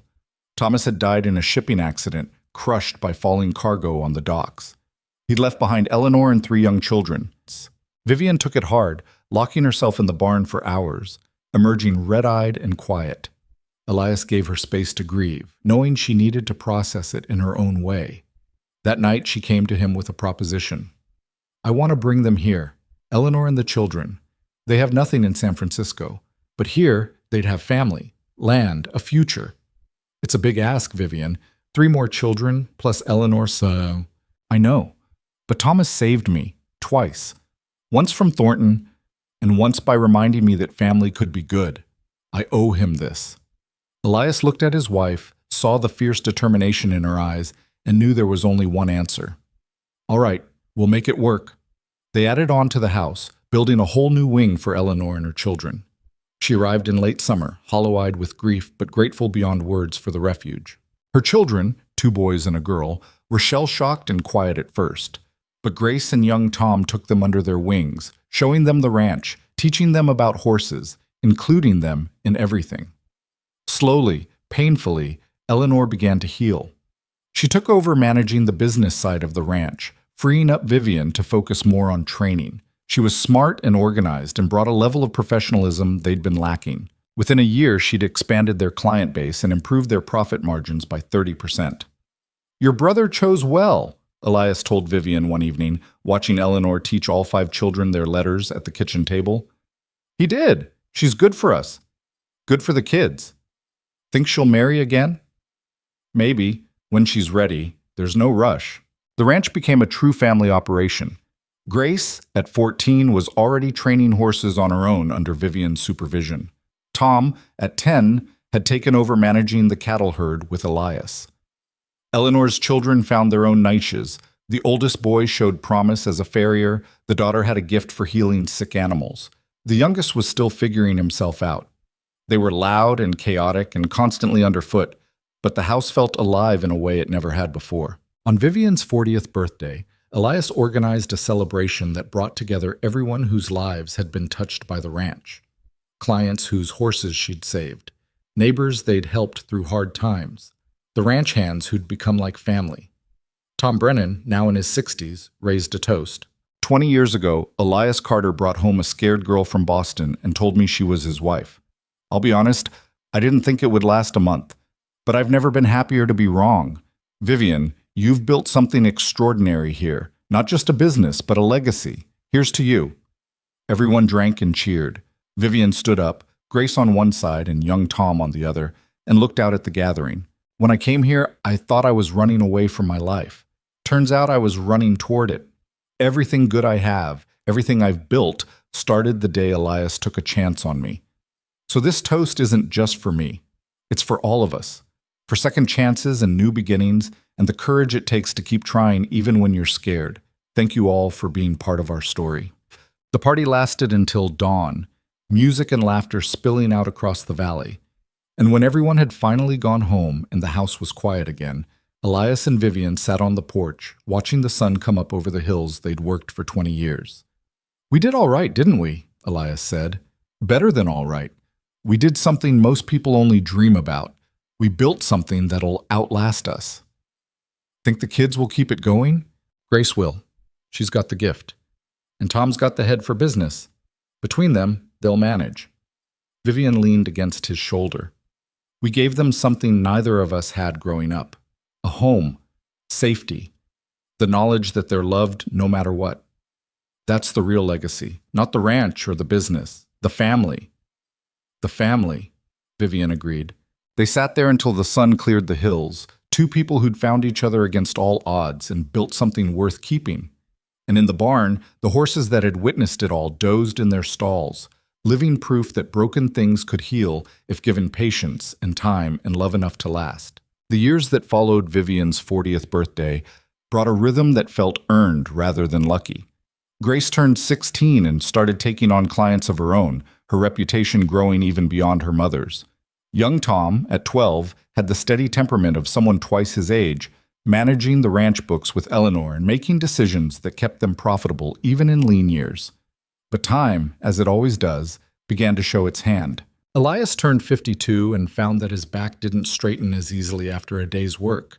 His hands ached in the mornings, joints swollen from decades of hard labor. He didn't complain, but Vivian noticed the way he moved more carefully, the way he'd pause and stretch before lifting anything heavy. "You need to slow down," she told him one evening after watching him hobble in from fixing a fence line. "I'm fine. You're limping." "It's nothing, just tweaked my knee." "Elias Carter, you're the worst liar I've ever met. Let me look at it." He sat down heavily and let her examine his leg. The knee was swollen, hot to the touch. She wrapped it with a cold compress and made him promise to stay off it for a week. "A week? Vivian, I can't." "You can and you will. Tom and the hands can manage without you for 7 days. And if they can't, then we haven't trained them well enough." He grumbled but obeyed, spending the week reading in the chair by the window and driving everyone crazy with suggestions about how they should be doing things. By the end of it, Vivian was ready to push him out the door herself. "You're impossible when you're idle," she informed him. "I'm worried. What if something goes wrong?" "Then they'll handle it. That's what family does." The knee healed, but Elias moved differently after that, more cautiously, like he was finally accepting that he wasn't invincible. Vivian noticed other changes too.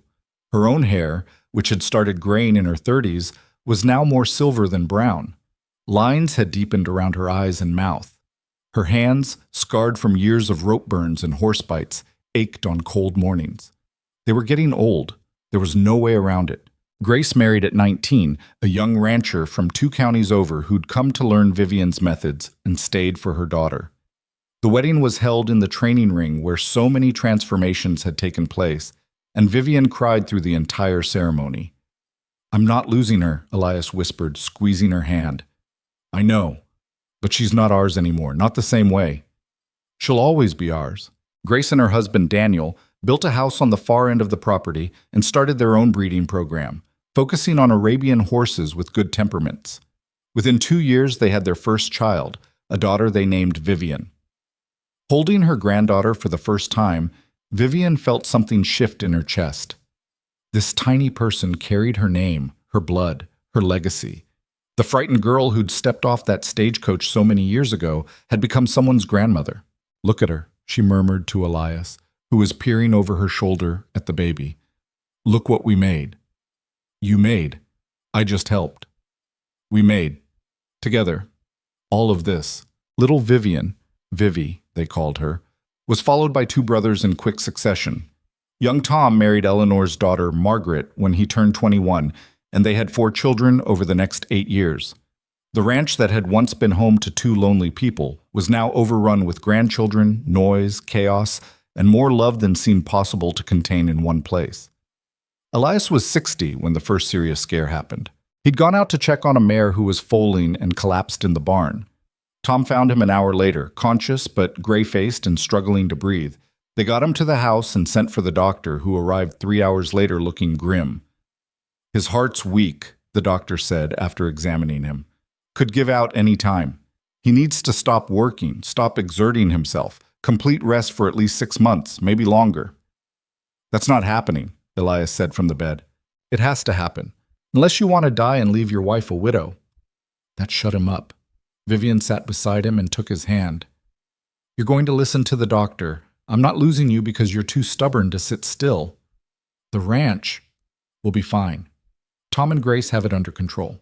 You trained them well. Now, let them prove it." So Elias rested and fumed and worried and slowly, grudgingly healed. After 3 months, the doctor cleared him for light work. Emphasis on light. No heavy lifting, no long days, no pushing through exhaustion.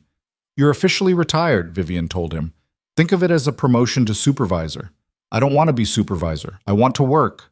"Then supervise the work. Teach the grandchildren. Share your knowledge. That's just as important." He found his new role slowly, teaching young Vivi how to read a horse's body language, showing Tom's oldest son how to repair tack properly, sitting in the training ring while Grace worked and offering the occasional suggestion. It wasn't the same as doing the work himself, but it had its own satisfaction. Vivian, meanwhile, continued training at a reduced pace. Her body couldn't handle the long hours anymore, but she took on a few special cases each year, the horses no one else could reach. At 55, she was still the best in the territory at gentling traumatized animals. "You should write it down," Eleanor suggested one evening. "Everything you know about training, make it a book. People would pay good money for that knowledge." "I'm not a writer." "You don't have to be. Just tell me what you do, and I'll write it down. We'll publish it and sell it alongside our training services. It'll bring in additional income and spread your methods further." It took 2 years, but they did it. Evenings by lamplight, Vivian talking through her techniques while Eleanor took notes and organized them into chapters. Grace contributed sketches of proper positioning and equipment. Tom handled the business side, finding a publisher in San Francisco. The Art of Gentling, Methods for Training Traumatized Horses, was published when Vivian was 57. It sold out its first printing in 6 months and went through 3 more editions over the next 2 years. Suddenly, Vivian was receiving letters from trainers across the country, thanking her for teaching them a better way. "You're famous," Elias teased, watching her read through another stack of correspondence. "I'm old and tired. There's a difference. You're a legend. Own it." She swatted at him, but she was smiling. They celebrated their 30th anniversary quietly, just the two of them riding out to the spot where Elias had first confessed his love. The aspens were gold, and the air had that particular clarity that only comes in autumn. 30 years, Vivian said, dismounting carefully. Her hip had been bothering her lately, arthritis settling in. "I never thought I'd make it this long." "With me or just in general?" "Both." She took his hand. "When I got on that stagecoach in Boston, I was running toward death. I didn't care if I lived or died, just wanted it to be different from what I'd had. But you made me want to live. Really live." "You did that yourself. I just gave you space to figure it out." "You gave me everything." She kissed him, soft and familiar. "I love you, Elias Carter, even after 30 years of putting up with your hovering." "I don't hover." "You absolutely hover." They laughed, and it felt young again despite their aging bodies. Some things never changed.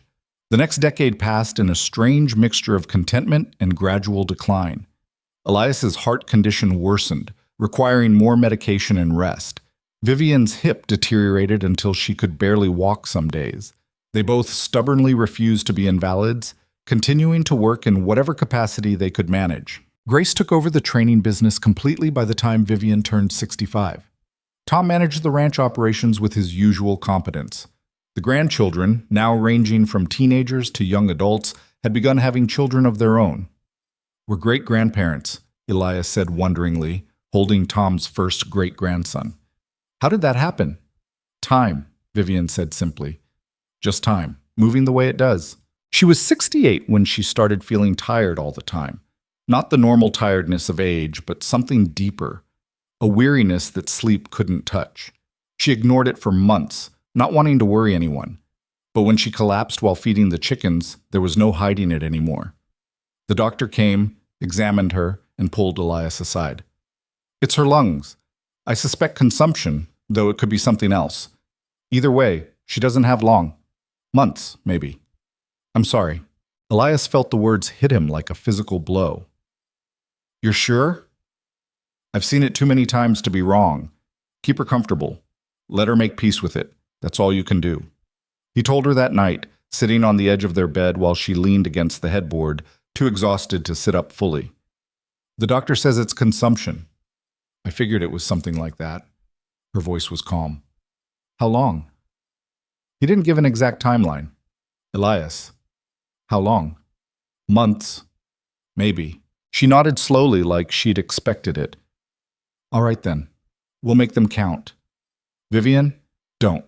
Don't fall apart on me yet. I need you strong a little while longer. I don't know how to do this without you. You'll manage. You're stronger than you think. She took his hand. We need to talk to the children, and I need to see everything one more time. The ranch, the horses, all of it, while I still can. They gathered the family the next morning. Grace, Tom, Eleanor, all the grandchildren and great-grandchildren who were old enough to understand. Vivian told them plainly what the doctor had said. No sugarcoating, no false hope. Grace broke down immediately, burying her face in Daniel's shoulder. Tom went white and still, his jaw tight. The grandchildren cried or looked shocked or tried to be brave. Little Vivi, now 19 and a talented trainer in her own right, held her grandmother's hand and refused to let go. I'm not afraid, Vivian told them all. I've lived a full life, longer and better than I ever expected. You all made that possible, every single one of you. We're not ready to lose you, Grace said through tears. You're never ready. That's the thing about death. It comes whether you're ready or not. Vivian managed a smile. But I'm leaving you with something good. This ranch, this family, the methods I've taught you, that's all going to outlast me. That's what matters. Over the next months, Vivian made her peace with dying in her own way. She visited every corner of the ranch, saying goodbye to the land she'd worked for 40 years. She spent time with each grandchild individually, sharing stories and advice, and making sure they knew how much she loved them. And she worked with one final horse. A ranch hand found him wandering the far pasture, a wild Mustang stallion who'd somehow gotten onto their property. He was magnificent and terrified, scarred from fighting and barely holding himself together. We should chase him off, Tom said. He's dangerous. Leave him, Vivian said. I want to try. Mott, you can barely walk. You can't work a horse like that. I'm not planning to work him. Just talk to him. She went out to the pasture every day, sitting on an overturned bucket while the stallion watched her from a distance. She didn't approach, didn't try to catch him, just sat there, breathing through the pain in her chest, letting him get used to her presence. After 2 weeks, he started moving closer. After 3, he ate an apple from her hand. After 4, he let her touch his neck. What are you trying to prove? Elias asked, watching from the fence one afternoon. Nothing. I just wanted to do it one more time. Reach something broken and show it that trust is still possible. You've done that 100 times, and I'll do it once more. For me. The stallion, who Grace had named Phoenix, eventually let Vivian halter him. She led him into the corral and stood with him for an hour, just breathing together, understanding passing between woman and horse in the way that had always been her gift. He'll make a good breeding stud, she told Grace later. He's got spirit. Don't break it. Just channel it. I won't. I learned from the best. By December, Vivian could barely get out of bed. The coughing had worsened, sometimes bringing up blood. Elias moved into the bedroom full time, sleeping in a chair beside her, helping her with everything she could no longer do herself. You should rest, she told him on a particularly bad night. You'll make yourself sick. I'm not leaving you. Stubborn man. Learn from a stubborn woman. She smiled, then coughed until she couldn't breathe. He held her through it, rubbing her back, murmuring comfort. When it finally subsided, she lay back exhausted. Elias? I'm here. Thank you. For everything. For taking a chance on me. For being patient. For loving me when I couldn't love myself. It was the easiest thing I ever did. Liar. But her eyes were soft. We did good though, didn't we? Built something worth keeping. The best thing I've ever been part of. Tell me about it. Tell me what you see when you look at this place. So he did. He told her about Grace's training program that was now recognized across 3 states, about Tom's careful stewardship of the land, rotating pastures and managing resources so the ranch would last another 100 years, about the grandchildren who'd grown into capable adults, each contributing to the family legacy in their own way, about Phoenix, the wild stallion she'd gentled with her last bit of strength, who was already siring foals that showed his spirit and intelligence. About the book that was still selling, teaching her methods to trainers she'd never meet. About the family they'd built from nothing, broken pieces coming together to make something whole. That's our real achievement, Vivian whispered. Not the ranch or the money or the reputation, the family, the love, the proof that damaged things can heal if given the right conditions. You proved that yourself. You were the first broken thing I ever saw heal completely. I wasn't alone in it. You were there every step. One day at a time. One day at a time, she echoed, all the way to the end. She slipped into a coma 2 days before Christmas. The family gathered, filling the house with quiet presence. They took turns sitting with her, holding her hand, telling her stories and memories. The grandchildren sang carols. Grace read from the book Vivian had written. Tom talked about the ranch's plans for next year, including her in the future even though they all knew she wouldn't see it. Elias barely left her side. He held her hand and talked to her about their life together, reminding her of moments both big and small. The day they met. The first time she'd kissed him. Grace's birth. Tom's first day managing the books. Every anniversary, every triumph, every quiet morning watching the sun come up over the hills they'd worked together. I'm not ready, he told her, though he knew she probably couldn't hear. I know you said I'd manage, but I'm not ready to do this without you. You've been my partner, my best friend, my whole world for 43 years. How am I supposed to just keep going when you're gone? Her breathing changed, growing shallower. He squeezed her hand. But I will. I'll keep going because that's what you'd want. I'll take care of the family and the ranch and make sure everything you built continues. I'll tell the great-grandchildren about you until they're sick of hearing it. I'll make sure no one forgets what you did here, how you took a failing ranch and turned it into something extraordinary. Grace and Tom came in, standing on either side of the bed. The three of them waited together as Vivian's breathing slowed further, the pauses between breaths growing longer. I love you, Elias whispered. I love you, and I'll see you again someday. Wait for me. Vivian took one more shallow breath, then stopped. The room went silent except for the sound of 3 people crying. They buried her on a hillside overlooking the ranch, in sight of the training ring where she'd worked so many miracles. The funeral drew people from across the territory, clients, trainers, neighbors, friends. Everyone who'd been touched by her gift, her patience, her stubborn refusal to accept that anything was truly broken beyond repair. Grace gave the eulogy, her voice breaking but steady. My mother taught me that healing isn't about fixing what's broken. It's about creating conditions where healing can happen naturally. She did that for horses, but she did it for people too. For all of us. She took my father, a lonely rancher who'd given up on connection, and showed him what partnership could be. She took me and Tom and raised us to believe we could do anything. She took Eleanor and her children and gave them a home when they had nowhere else to go. She took this ranch and turned it into a legacy that will outlast all of us. She paused, wiping her eyes. She also taught me that broken things aren't worth less than whole things. That trauma doesn't define you unless you let it. That patience and love can accomplish what force never could. Those lessons are her real legacy. The ranch will eventually be sold or absorbed into something else. The book will go out of print someday.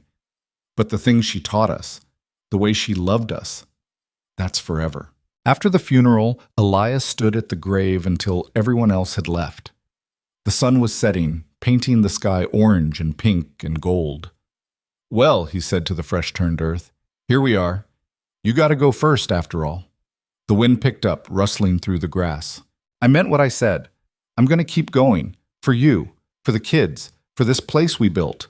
But damn it, Vivian, I miss you already. I miss your voice in the morning. I miss watching you work. I miss arguing about whether or not I hover. He smiled despite the tears. I do hover. You were right. I hovered because I loved you so much it scared me. Because I knew how lucky I was and I didn't want to lose you. But I guess I was always going to lose you eventually. That's how time works. He stood there until the stars came out, talking to her, saying all the things he hadn't had time to say before she'd slipped away. Finally, when the cold drove him back toward the house, he paused at the gate. One more thing. Thank you for answering that advertisement, for taking a chance on a stranger, for choosing me over and over, every day for 43 years. You made my life worth living, I hope I did the same for you. The years after Vivian's death were hard. Elias went through the motions, fulfilling the promise he'd made to keep going. He supervised the ranch, spent time with the grandchildren, and worked on organizing Vivian's notes and journals for a second, more comprehensive edition of her book. But part of him had died with her. Everyone could see it. Grace moved back into the main house to keep him company. Tom stopped by every day. The grandchildren took turns visiting, making sure he wasn't alone too much. But Elias was going through something they couldn't help with, the slow process of learning to exist without the person who'd been his other half for most of his adult life. He started spending evenings at Vivian's grave, talking to her like she was still there, telling her about his day, asking her opinion on ranch decisions, sharing gossip about the grandchildren. People probably thought he was losing his mind, but he didn't care. It made him feel close to her.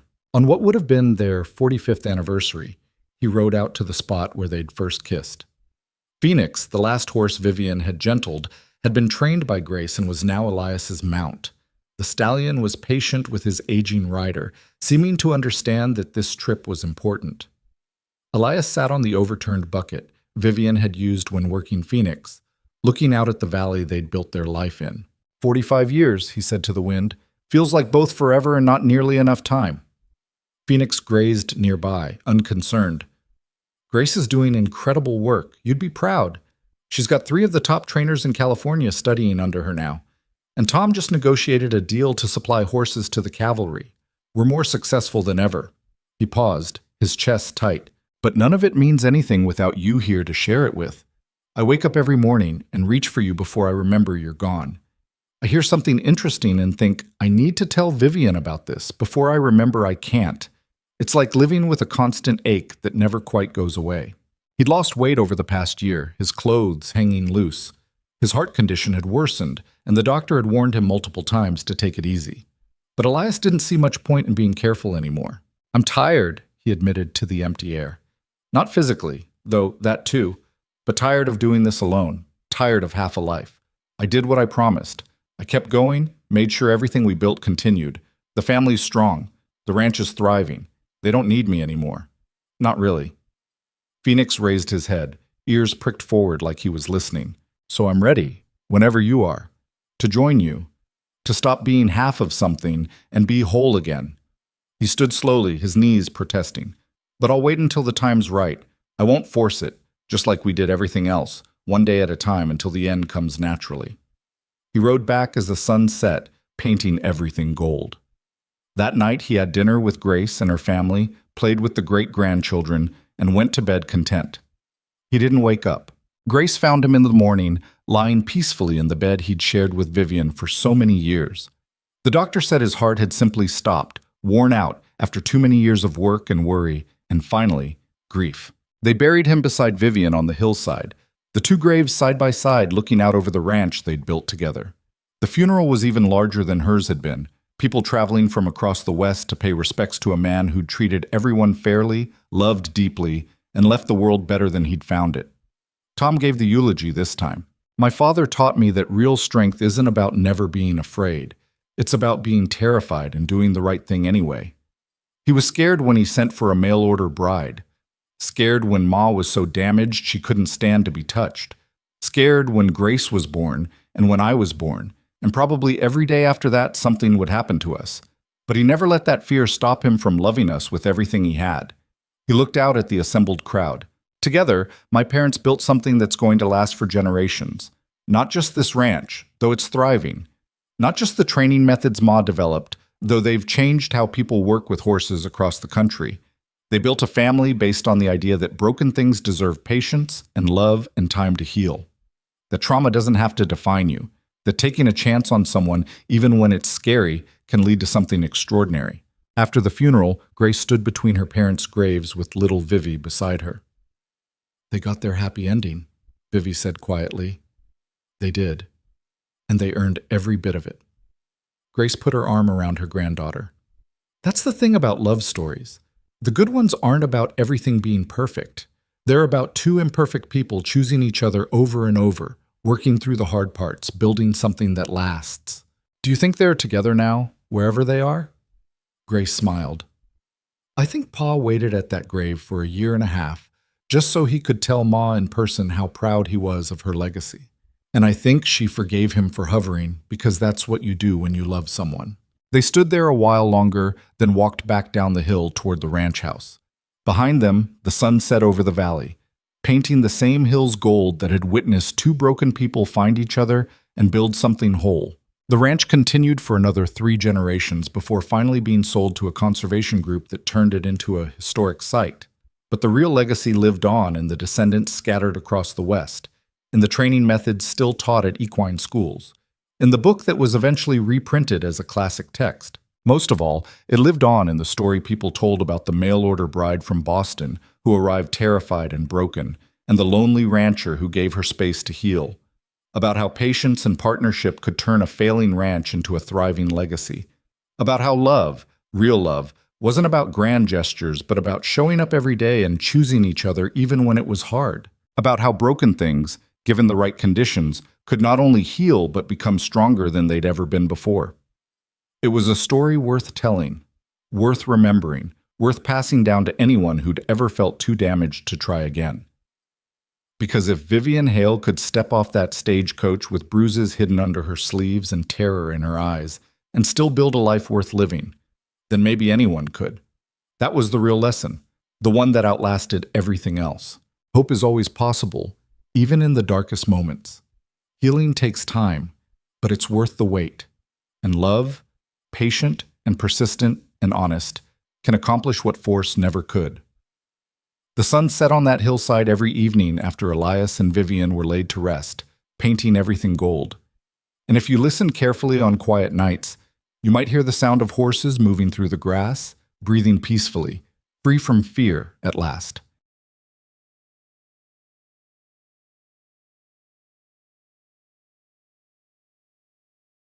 Sounds.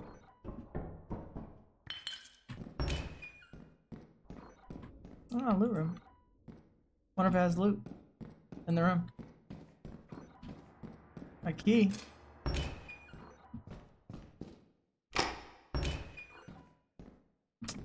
Man, this fucking building is massive, man. I've been eating all day, so I'm eating food. What are you eating? I'm close. I'm doing laundry. I'm not taking that shit. I've got 2 pieces and that's it. Oh, they definitely came up here. Oh, I hear James. Hello. Dude, it opens up even more, bro. Holy fuck, this place is huge. Dude, in there. It opens up so much in there. It was locked, and I unlocked it, and it goes forever.